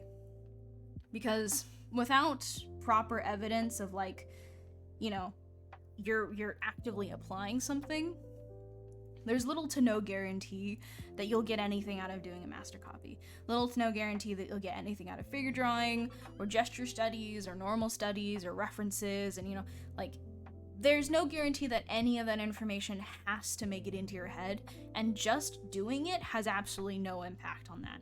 Like, some people like to believe that just because you're doing a study, you're kind of gradually, like, passively intaking information. It's minuscule in comparison to what you get just by sitting down for an hour or two and really just focusing on answering a single question. Because as soon as that question is answered, that's one less than you had in terms of, like, core questions or you know, just in general, like, things that you don't understand that you can then cross off a list and say, like, okay, I feel like I have that now, I will keep working on it. And, you know, you might forget after a while that it's something you learned, but because you took the time to actually apply it, it has a much better chance of sticking with you than something that you kind of just hoped you'd passively learn through doing studies. Because, you know, people always say studies are important for learning, but they never tell you that, you know, how to apply your studies, how to apply your learning. So this is typically what I recommend for people, also typically what I tend to do when I do studies. Which is not often. I'd rather just learn by applying directly to my work. But when you do studies, it's important to understand that learning should not be separate from the work that you do individually, or the work that you want to be doing. Your learning should be integrated with the stuff you want to be doing, because that's the only way you're going to actually ensure that you care about what you're learning. And if it's not separated, if it's not this other thing that you do that takes up time that you have to grind on just so that you can get to the thing you actually want to do, as soon as you merge those two things, suddenly everything becomes a lot more important, a lot more long-lasting, and is a lot more effective when it comes to memorizing it, integrating it into your muscle memory, actually having that be a part of your new understanding of what you're trying to, you know, change about your work. So that's kind of my, I guess, take on that. I generally don't, like, outwardly recommend people do studies just because it's not that they're bad. It's just that I don't think a lot of people know what they want out of them, and so they just kind of tend to do them because someone told them that studies are good. A good artist does studies and uses references and stuff, and it's like, yes, absolutely they do. They're tools. That's how it's always been. But when you kind of do them because someone told you that it was a good thing to do, you're probably not considering why it's a good thing to do or what you're supposed to be doing when it comes to making it matter. So this is why I go on a long tangent about making it matter.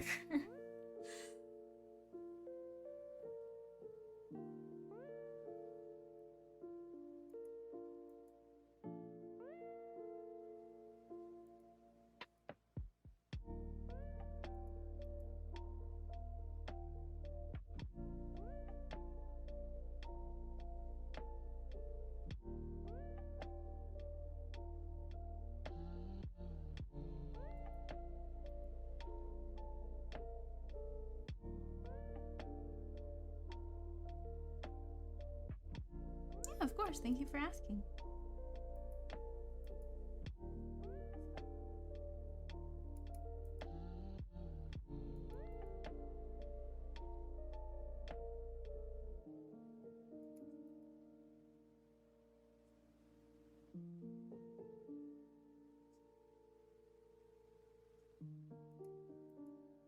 Yeah, I was looking at that. I'm like, oh, that kind of looks like her stuff. Do I plan on making new YouTube videos? I would. I don't know. Videos are not really my thing. They're not really a content or a medium that I'm like super like invested in, but I have found things that I would much rather make YouTube videos about than like any other type of content, you know, format, I guess. So I would like to make more videos. It's more so that I'm still kind of trying to figure out what kind of videos I want to make, because I don't want to just make like speed paint videos. I don't really think those are very like useful. Plus, I don't really prefer to turn on a recording software before I draw, because I think it sets a weird like tone for what I'm about to do. I find that I always get really distracted when I start to record something, because then I'm like, oh no, you know, like I gotta make this work and I gotta make this happen. But then I always tend to make my best work when I'm just sitting down and be like, all right, what do I want to draw? So I don't really want to do any speed paint stuff. I would like to do more videos where I kind of just talk about things, but those I'd rather plan for and be very like, you know, more pragmatic about them. We are setting up a VOD channel though, so for people that can't make it to streams normally, or people that can't watch streams all the time, there are going to be well, there already are a backlog of videos of previous streams, but we're gonna actually have a YouTube channel so that you can watch them on YouTube in the background whenever you're doing other stuff or trying to sleep. But yeah, so that will be fun, and that will be run by my lovely Montojo, so that we can start having a better, more consistent backlog of things. And that will be a lot more active, I think, than any other kind of videos that I would make. Just because, like, you know, VODs are much cleaner, much easier, even though I do talk for most of them. Or at least, like, no, I end up, like, getting very distracted when I stream. But it'll be nice, because then we can finally have something to do with all of the videos that we've saved. But yeah, I don't know, YouTube videos are a weird thing for me. I'd like to make them, and at the same time I'd simultaneously prefer to not make any. I'm trying not to put like a big pressure on myself to make content though, so if I ever do make a video, it'll be because I actually like felt the need or felt the desire to. Because I do generally enjoy making videos. When I was making a bunch of videos for Class 101, I did find it quite therapeutic to edit and, like, you know, come up with a script and stuff, but it also was something I had to do versus, like, something I wanted to do. So if I have the opportunity, I will take my time and maybe make better content.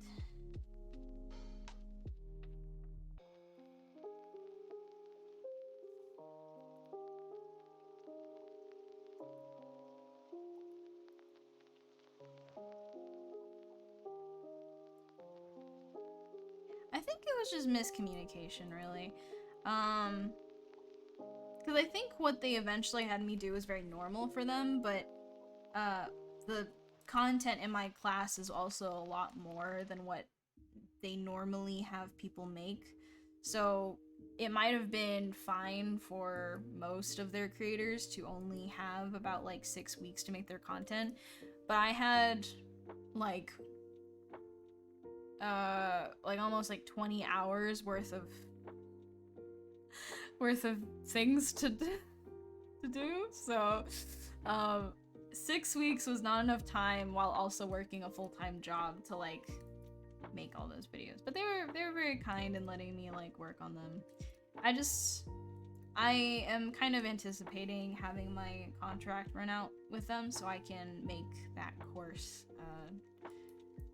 a lifetime access thing for anyone who purchased it, because I'm not a big fan of their temporary access thing.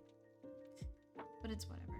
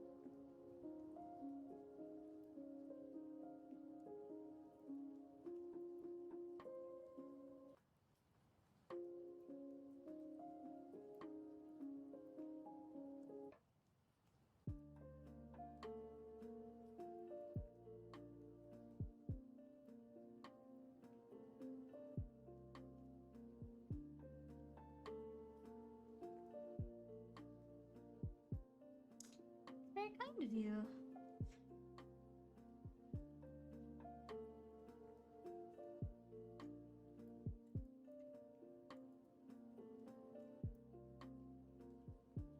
Ah, goodbye, bow. Goodbye, second bow. Oh, wait, no, that's on the... I always love when I have, like, overlapping elements, because I absolutely do not think about, like, oh, this is gonna get covered. And then I lose, like, 30 minutes of drawing. Very good, very good. This is what I get for not planning ahead.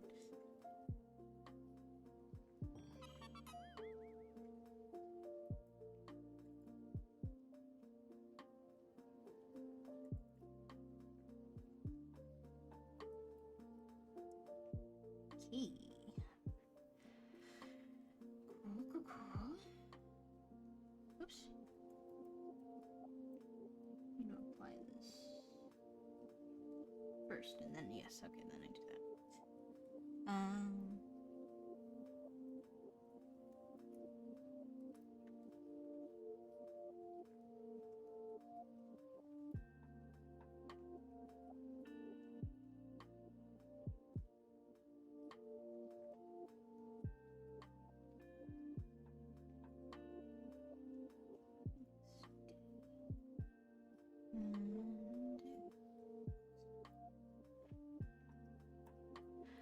Cool.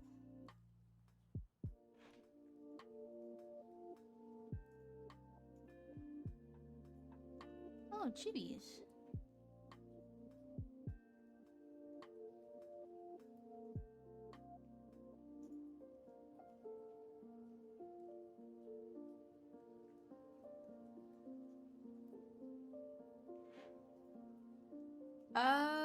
Yeah, I mean, I'd say that's pretty accurate. Oh, these are two different couples. Okay. I don't know what their personalities are like, but...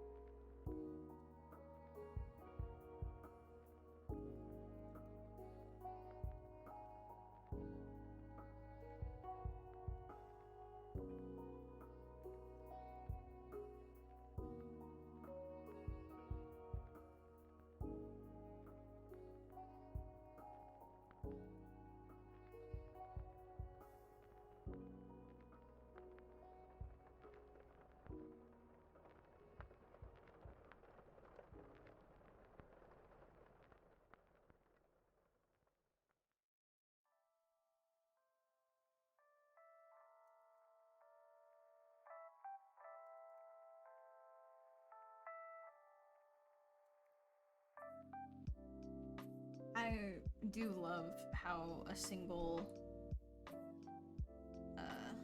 skin colored blob will make you think of that. That's very cute.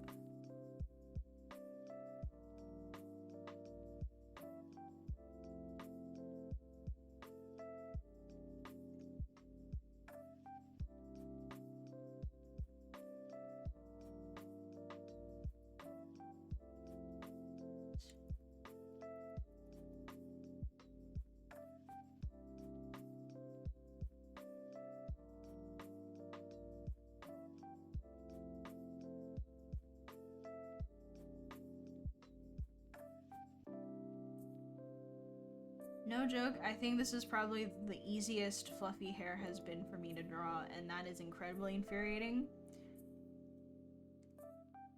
Because this is just a chibi. And yet I slaved over so many male characters earlier. And I never got their hair right.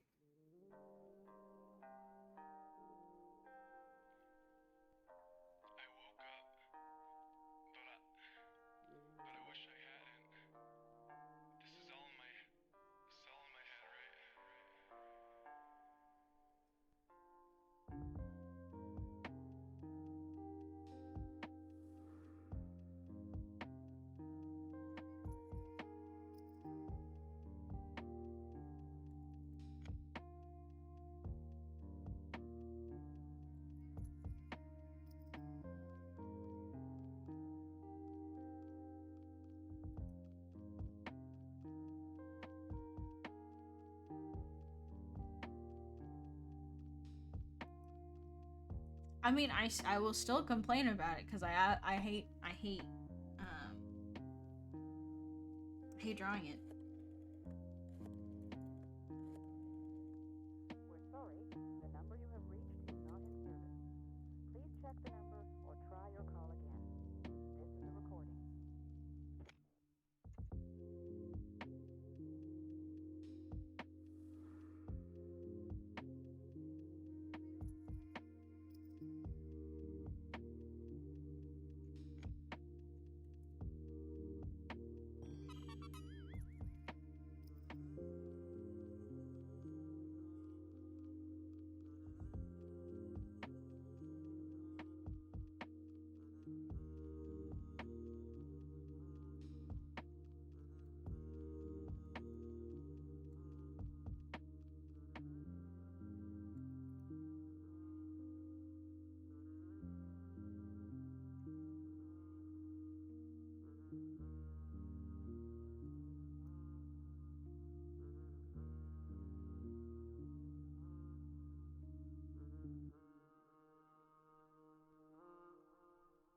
Any advice on how to get out of your head when drawing? I feel like as I practice more and start to grasp fundamentals more, I'm overthinking everything and it's making it difficult to draw. Well, the unfortunate part is I think ultimately this is just how it's gonna be. Overthinking I think is very easy because drawing is not very, like, it is kind of mentally taxing, but not always, right? There are moments and downtime in between, like, the really taxing parts, and that's when your brain usually goes into hyperdrive and is like, oh, well, now we gotta think of all these things, and like, oh, here's some insecurity, by the way, like, have you thought about this yet? And then, you know, you get all, like, wrapped up in it. I'd say give yourself some time to just sort of, not worry too much about all of the strict rules you're learning, right? Because the thing about fundamentals is that it's really the first time that you kind of contend with, like, the rules of art. These are, you know, fundamentals are things that have been around for long enough and have been tested by time to be, you know, the basics of how we translate reality into two-dimensional space. But at the same time, once you get past that, you start to realize how rules ultimately are merely suggestions, right?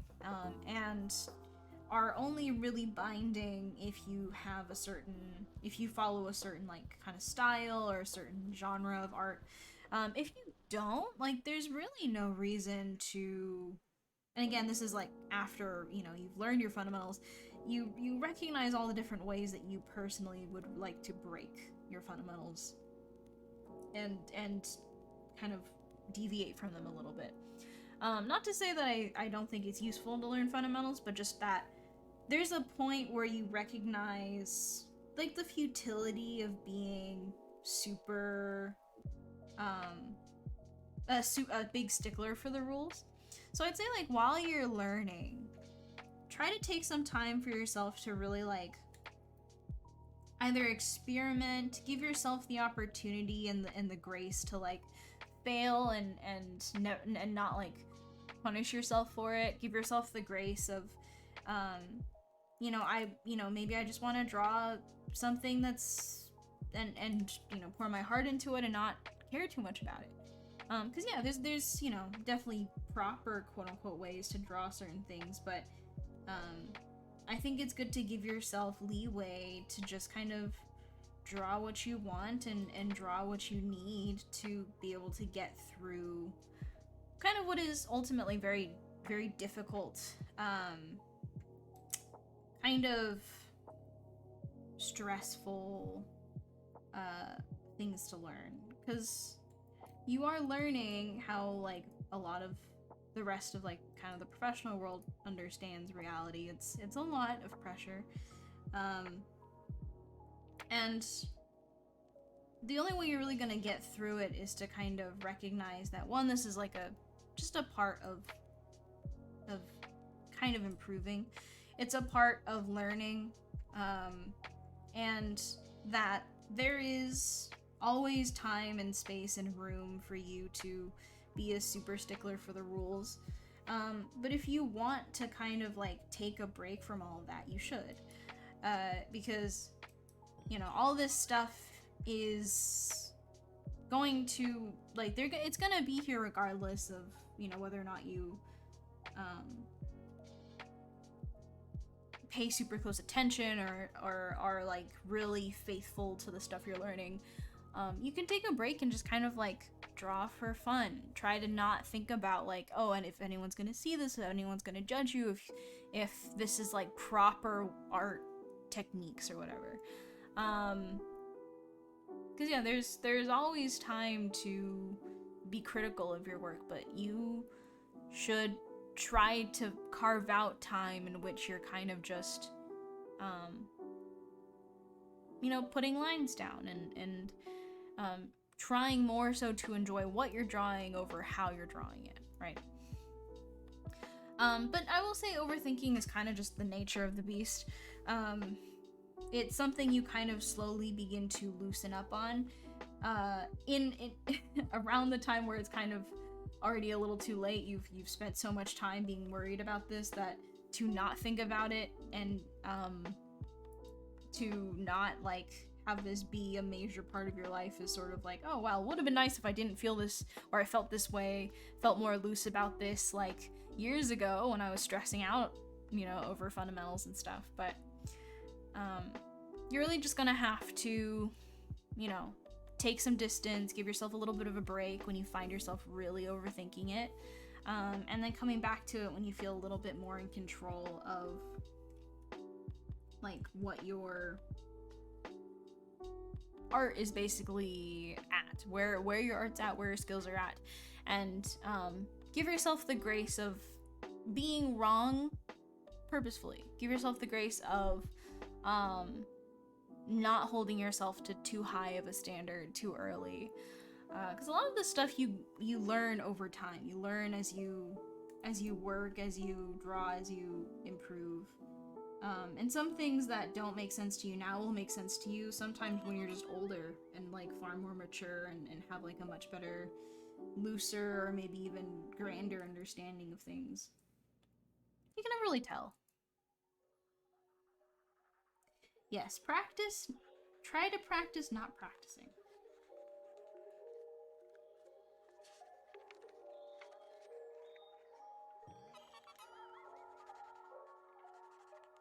Question from a non-artist. Is there ever a scare in the artist world where your style would become out of style?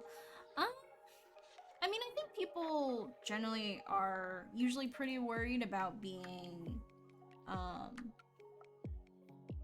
not marketable, I guess, which is typically how people determine being out of style. But the thing is, like, there's always a market for people that are sort of nostalgists or, you know, non-futurists or whatever. And plus, art tends to have very similar waves of, like, a lot of people are suddenly really interested in this, like, older style, and it's now come back. Like, I think, you know, a couple, like, earlier this year, last year, like, there was a whole resurgence of people that drew a lot of early 2000s anime art with the, like, massive eyes, the super kind of MySpace kawaii goth thing, and that was like a huge comeback for a lot of people. And I mean, most of the people that were drawing it did not grow up in that era. Like, a lot of people that were drawing it were drawing it post that era of art, of being online. But, like, you know, it's a nostalgia thing. And I think, yeah, certain artists are worried about not being globally marketable or not being, like, mainstream enough. It really ultimately just depends on if that's something you worry about. Because people's tastes are much broader than I think they think. There's always usually a market for a style, a kind of brand, an aesthetic, but it's, you know, accepting that maybe it's not the most marketable thing right now. It doesn't mean it's less valid or less valuable, but it is just a matter of fact that, you know, people currently are interested in this kind of aesthetic or this kind of beauty standard, and that might not be what you do, but it doesn't really matter at the end of the day, does it?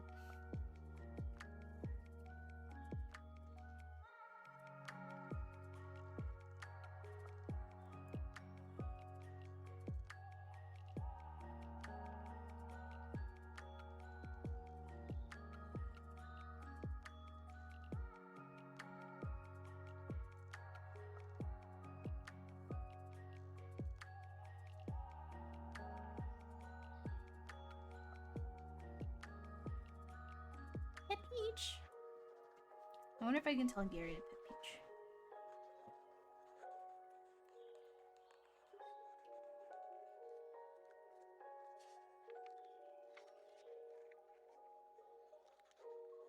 Peach. No, I just Discord messaged him.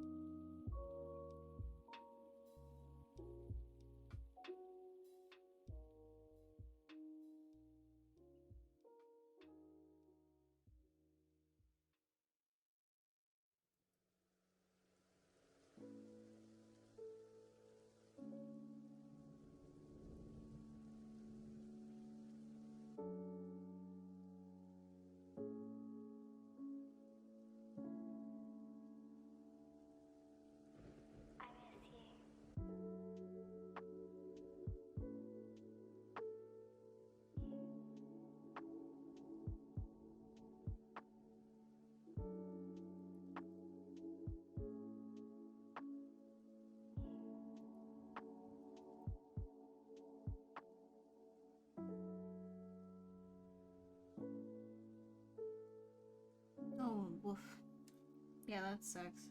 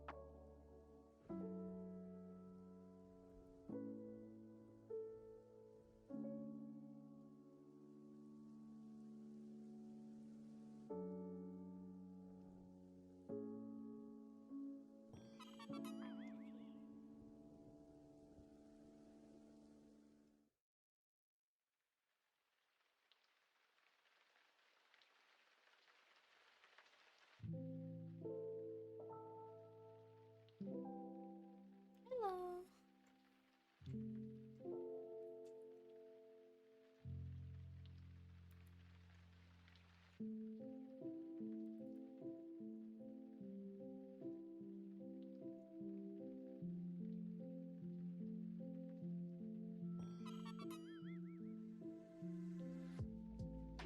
Hey, Gabby.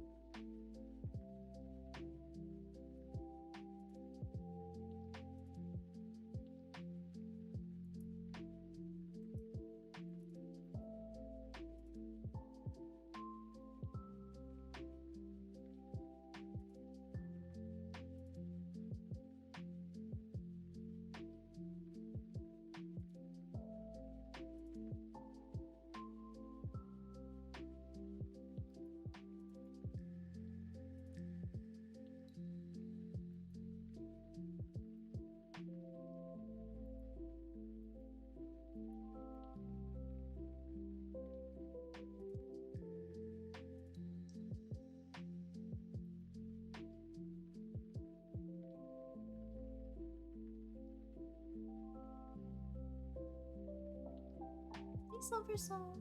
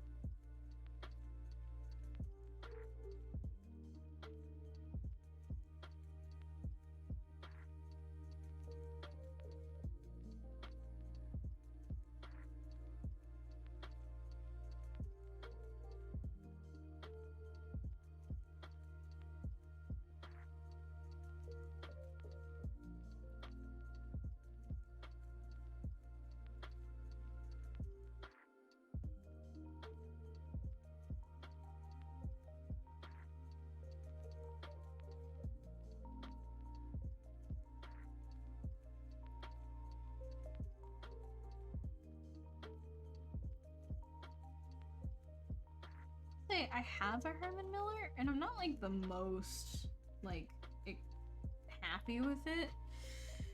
I don't know if like maybe it's just because it was secondhand, so it's not like meant for me, but it was pretty close to like what I thought a Herman Miller for me would have been like. So I don't really particularly know if I just like got a bad one or if I'm using it wrong.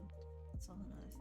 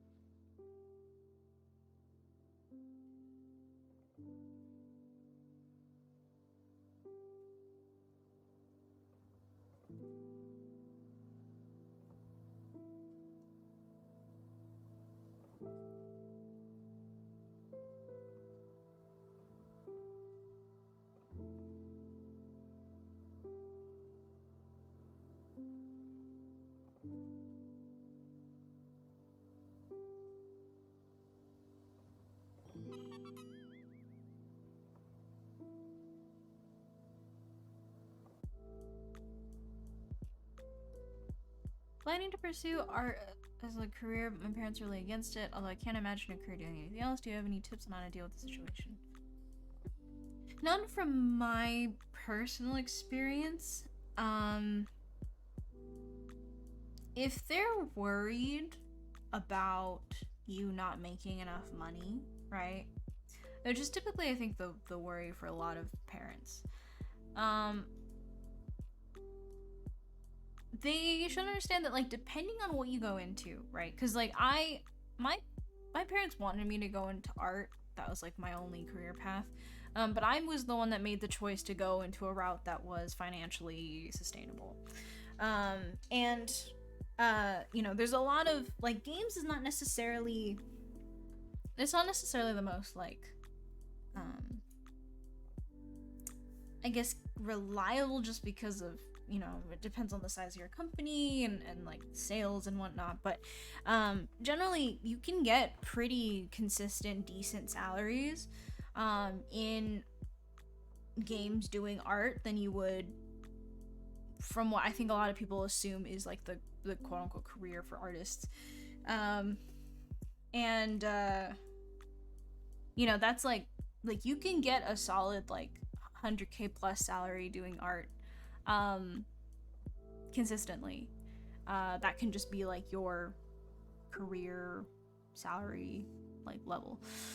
So it's like there is money in art if that's what they're worried about. If they're against doing art kind of from a more like philosophical perspective, like they don't think art is a very useful thing, like that's a completely different conversation to have. But if it's just purely financial, right?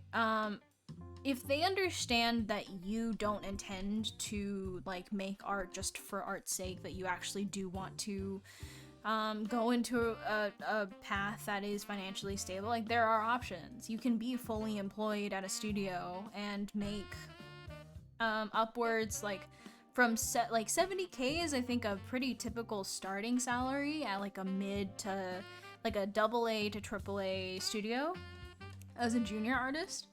You go upwards to 90K as being kind of like the higher end of a junior artist. 100K, around 100K to 120K is about average for like a mid-tier artist. And then it's like about 130 upwards, 200 for like senior level and higher.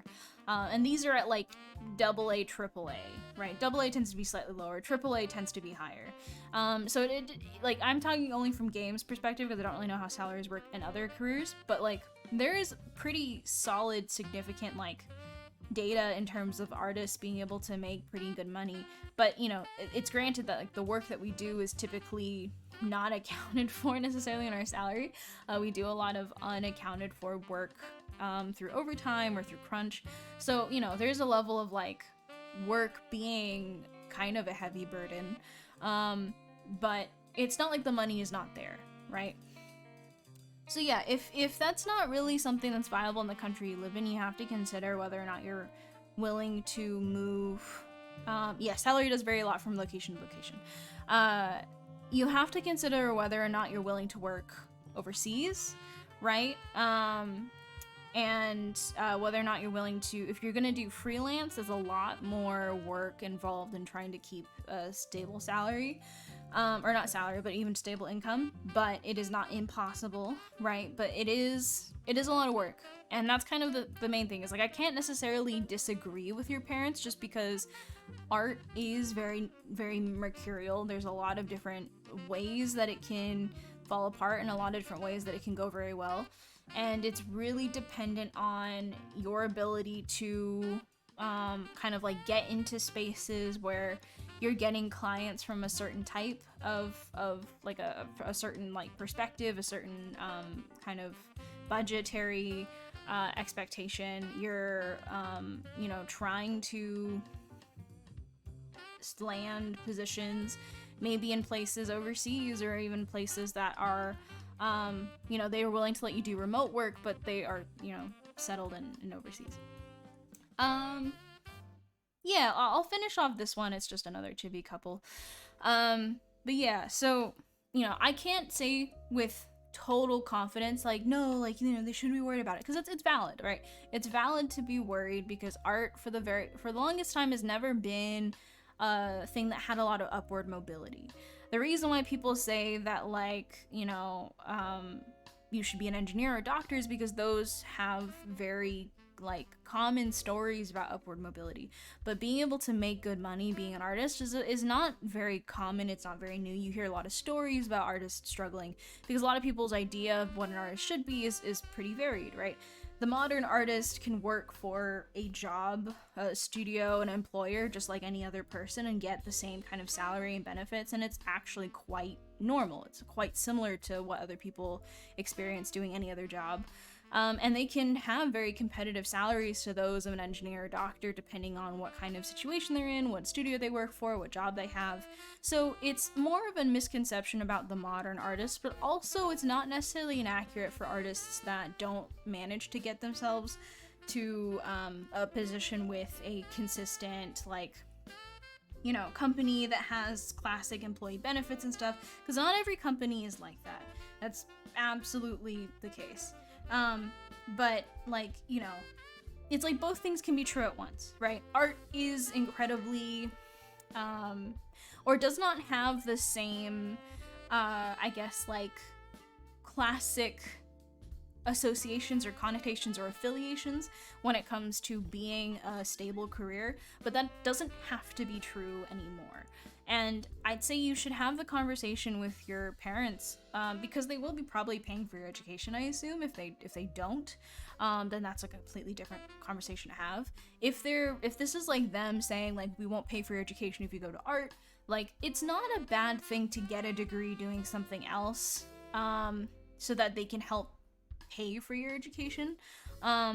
And have art be something that you kind of work on the side. It's not very viable in terms of, like, just being able to commit a lot of time to it because you're going to be distracted, but it's not impossible. And I'm never going to tell someone that you should just always put your eggs in one basket, because it is a big risk to decide to do that, right?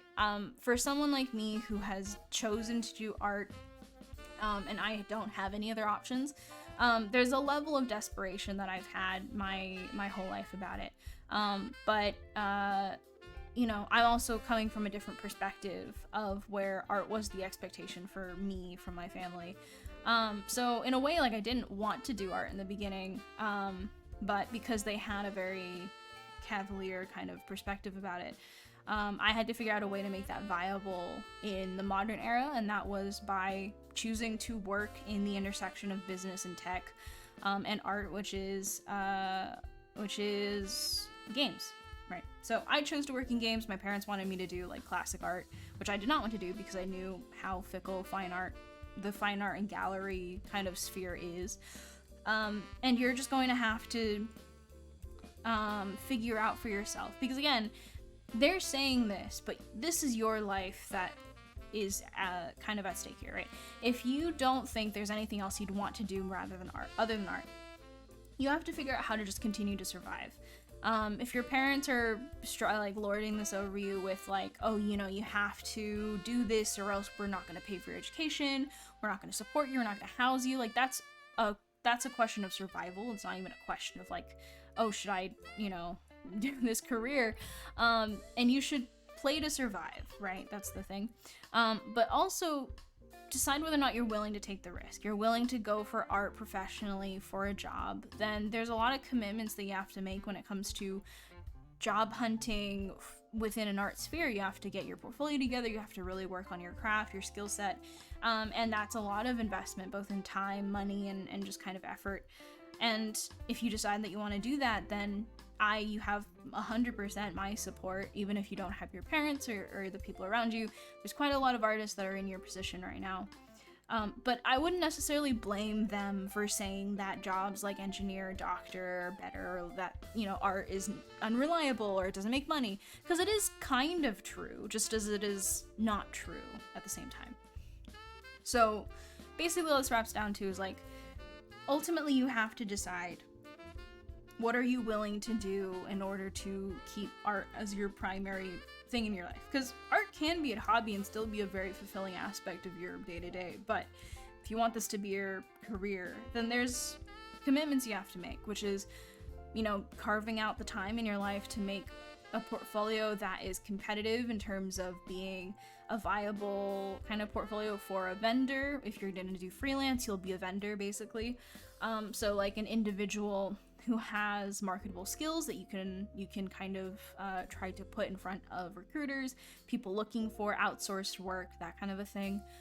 Trying to make sure you get jobs that are from people that are paying competitive rates, right? Because there is a thing within art where some people will target places like Venezuela and Brazil for cheap labor in terms of artists, because there's a lot of artists there, and USD goes a long way in their country, so they're being severely underpaid by professional standards, but they are being paid well in terms of like, you know, competitive rates in their own home country. So that is a problem for international artists who want to work with maybe companies in the US. That is something that happens, but freelance is not impossible. It is just a complicated thing where you have to play with the market. You have to be very conscious about sourcing your clients, about trying to, you know, appeal to certain clients, try to get yourself onto certain lists so that you can kind of get jobs from various sources. Making passive income is a huge thing as a freelancer.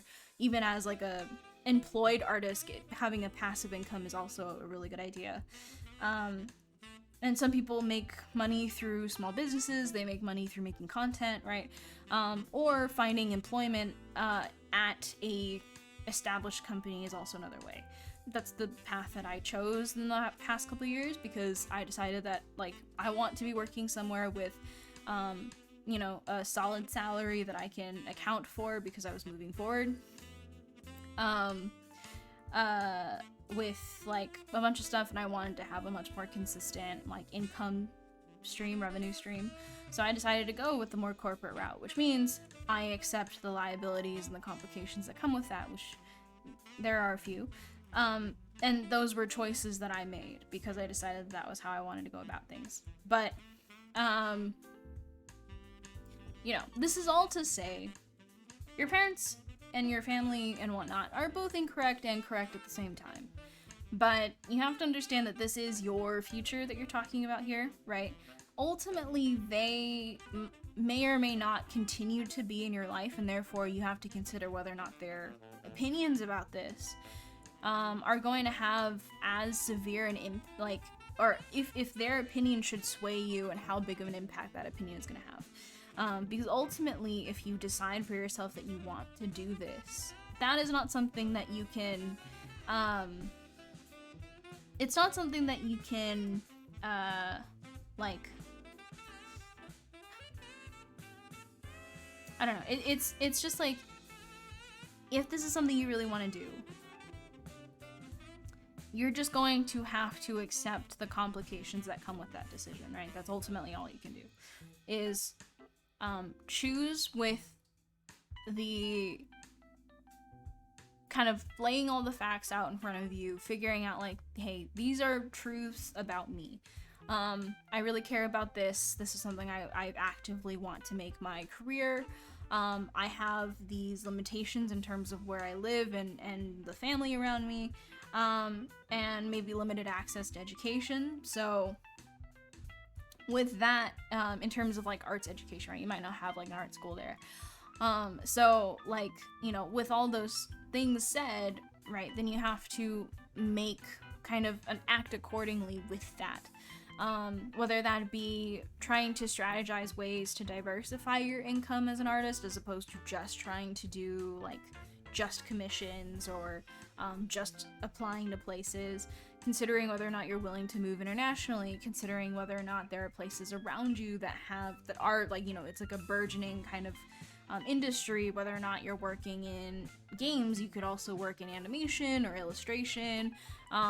There's plenty of places where you can apply art skills without actually making art, and then continuing to make art professionally on the side, on your own time, right? There's a lot of different ways that this can go.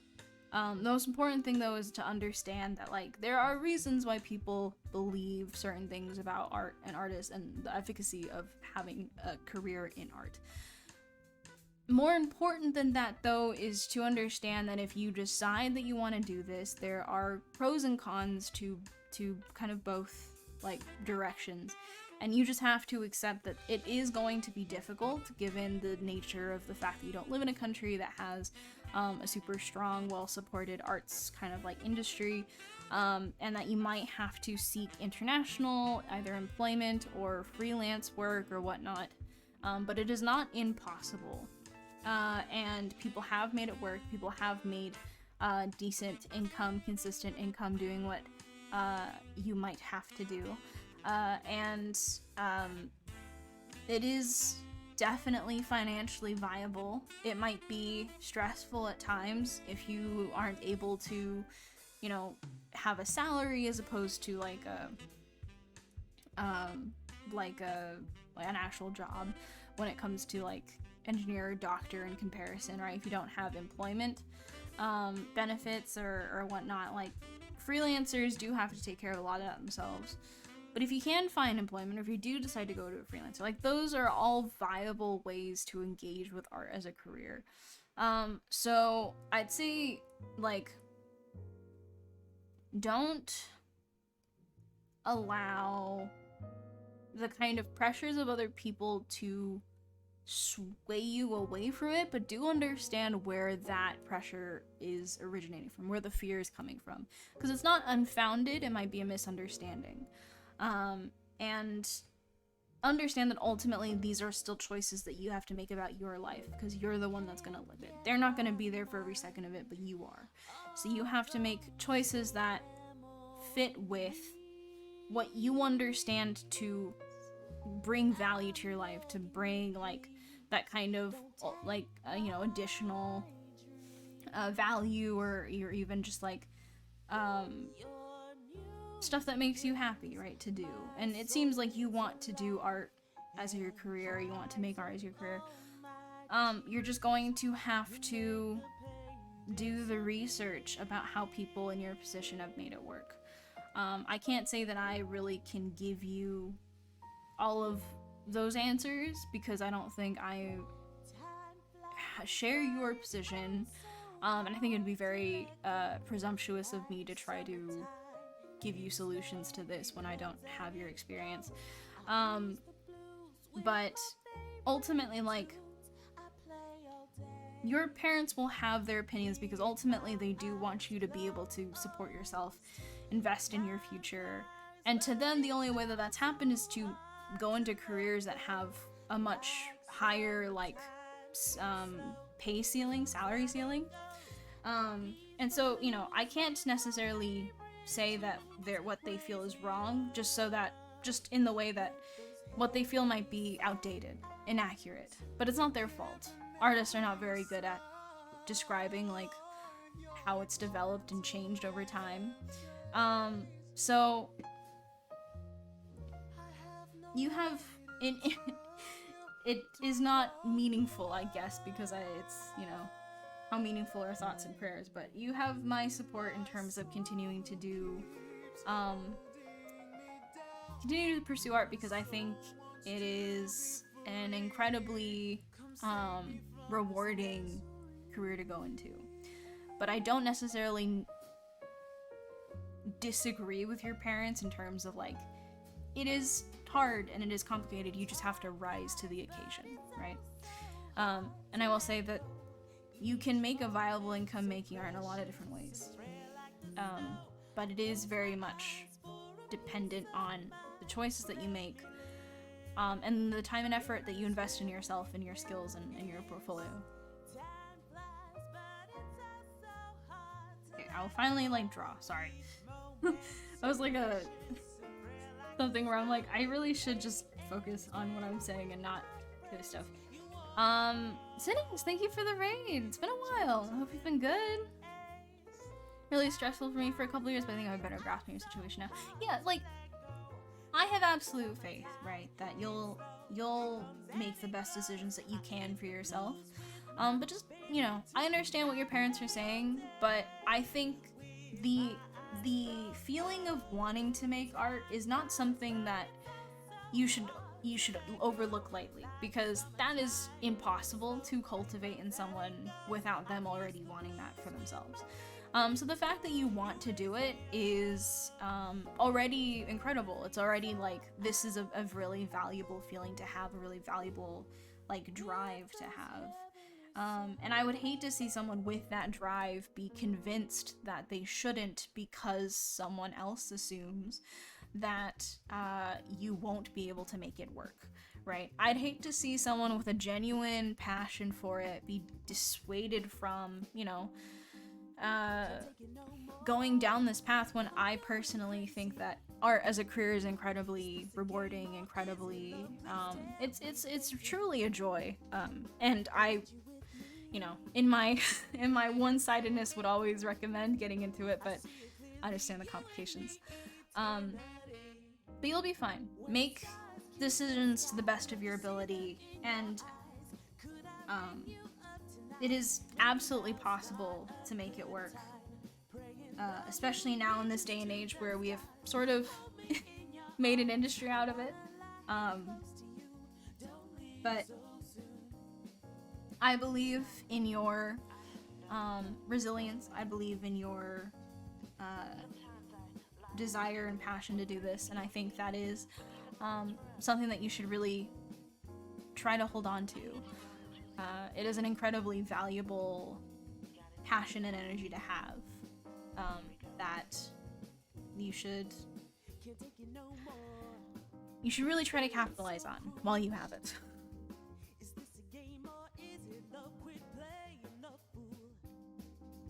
Let's try to be real. So open up and let me know just how you feel. When the stars kiss the sky, love to see them in your eyes, to tell you that we're more than friends. Hope I don't sound too desperate. Praying the moon reaches to the stars, that we don't tear apart. There's so much of my love to see if you stay with me. When the stars kiss the sky, love to see them in your eyes. Could I bring you up tonight? Maybe now's not a good time. Praying the moon reaches to the stars. Hold me in your arms. I wanna lie here close to you. Don't leave so soon.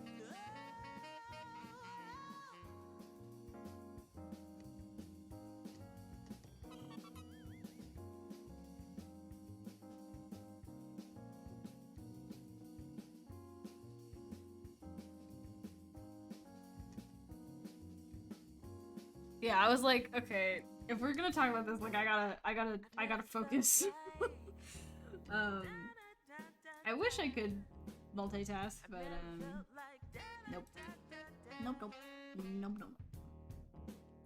Baby, stay with me. Da, da, da, da, da. You gotta tell now your love came all over me.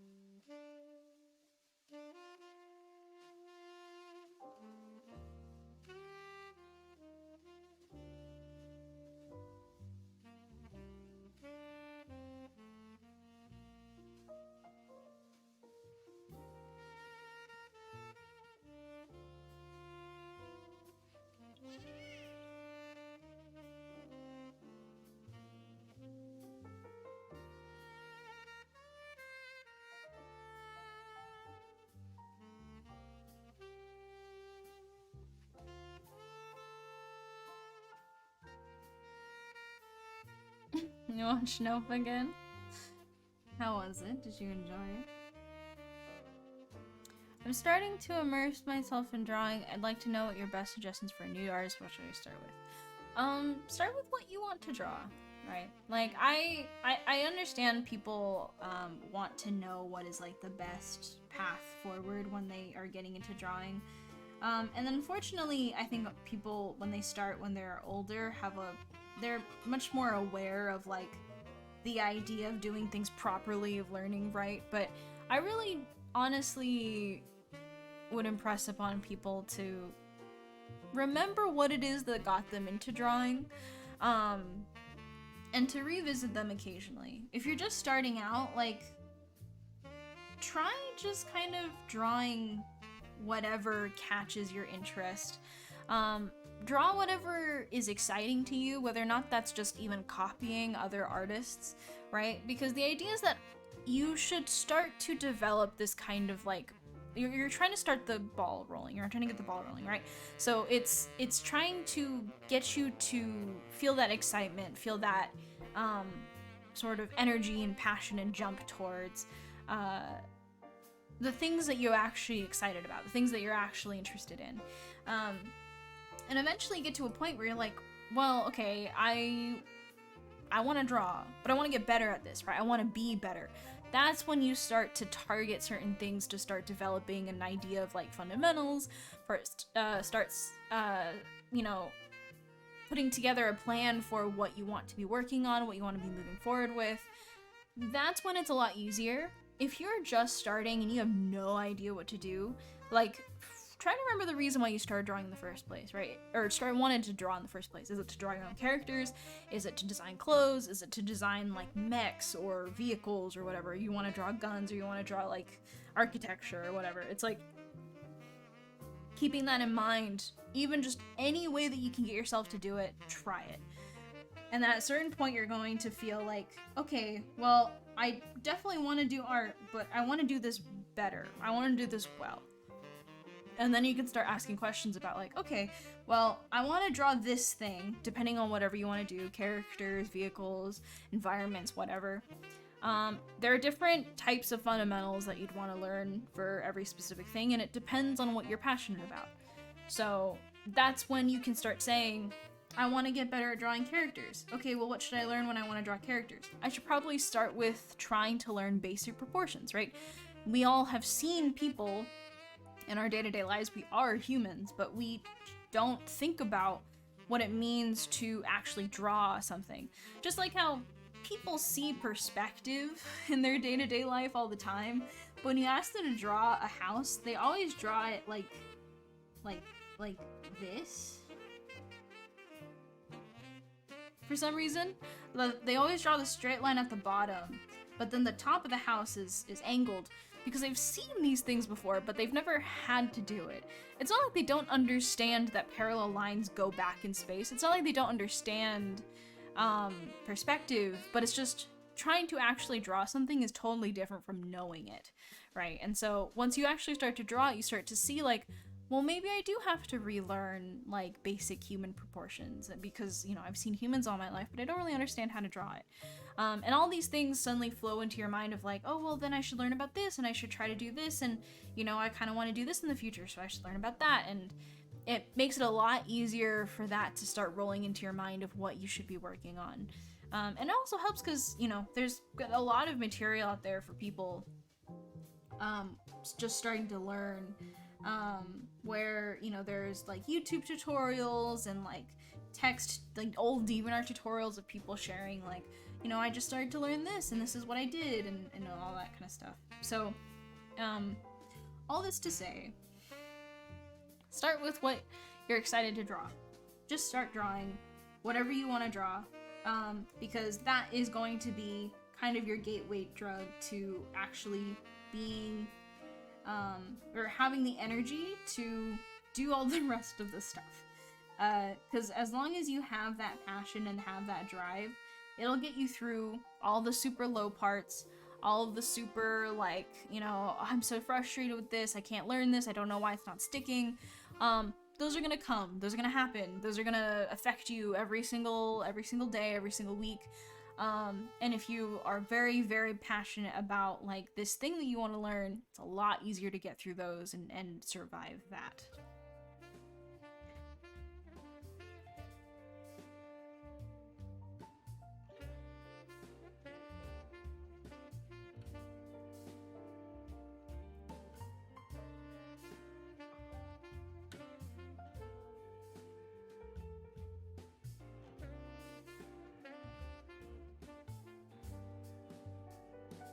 Where have you been? Been searching all along. Came facing twilight on and on. Without a clue. Without a sign. Without grasping yet. The real question to be asked. Where have I been? I'm a shapeshifter. At pose masquerade, hiding both face and mind, all free for you to draw. I'm a shapeshifter. What else should I be? Please don't take off my mask, revealing. Happy to hear that. I never know if like what I'm saying makes any sense to people, so it's always very helpful when people afterwards are like, that was very helpful, thank you. It's like, okay, cool. I'm glad that was helpful, because I have no idea.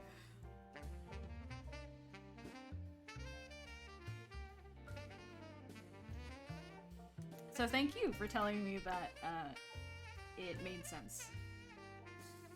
Very reassuring. Moments of calm, nothing left to be found. A mirror right in front of me, that's where I find an empty glass, reflecting the sad truth. It's telling words not to be told. I need the mask. I'm a shapeshifter. At pose masquerade, hiding both face and mind, all free for you to draw. I'm a shapeshifter, chained down to my core. Please don't take off my mask, a place to hide.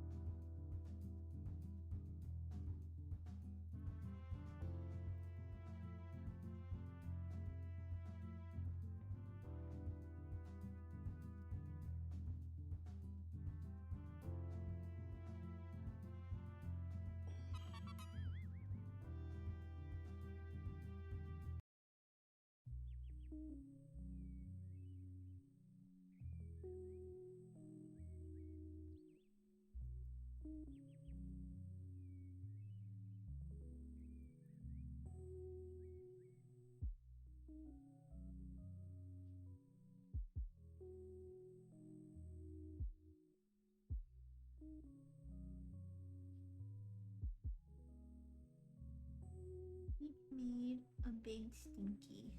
I made a big stinky, and it's very, very difficult to breathe in my room.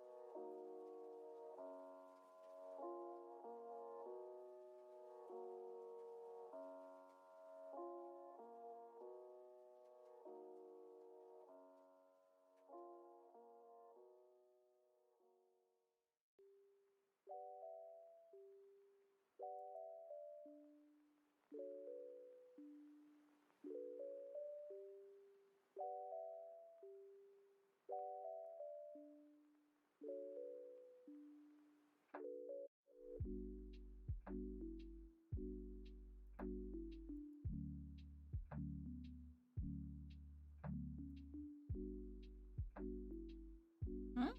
Oh, no, I mean, it's on a different layer. Did I spend that much time on it?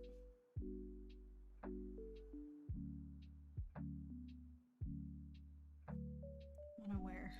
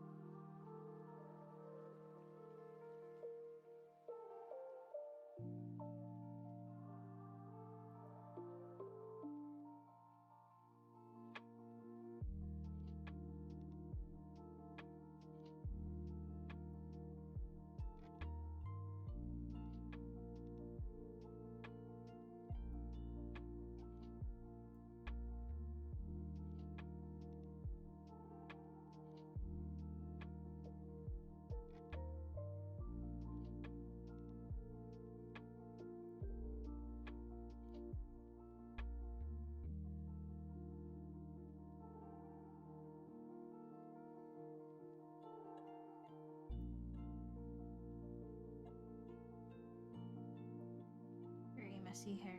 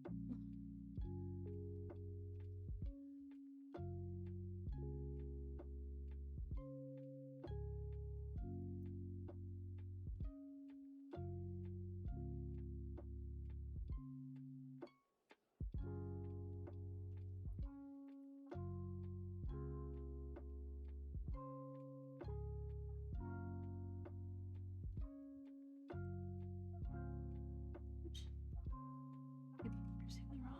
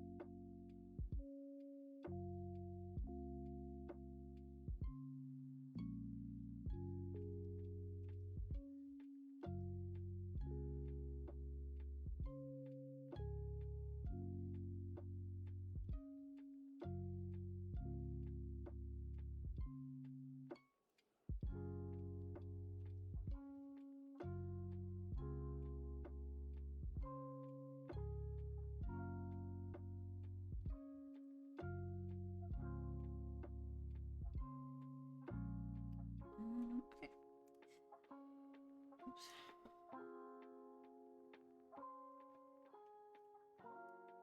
I think that will be the last one for me today.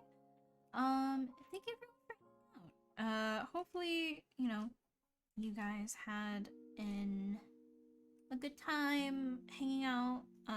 Thank you very much for being here with me on this Friday. I enjoyed all the questions you guys asked.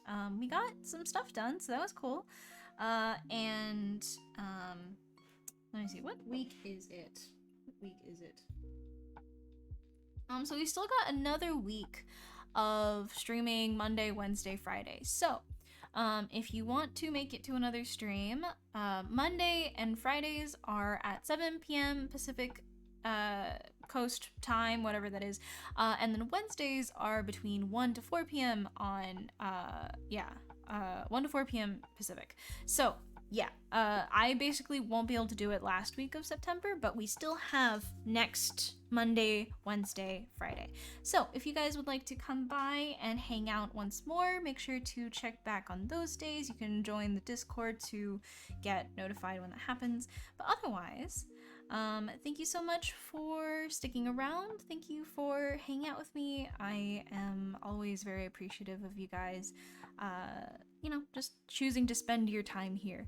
So if I see you again next week, I look forward to it. If I don't, hope you guys stay happy, stay healthy, have a good week, a good weekend, and I will see you all next time.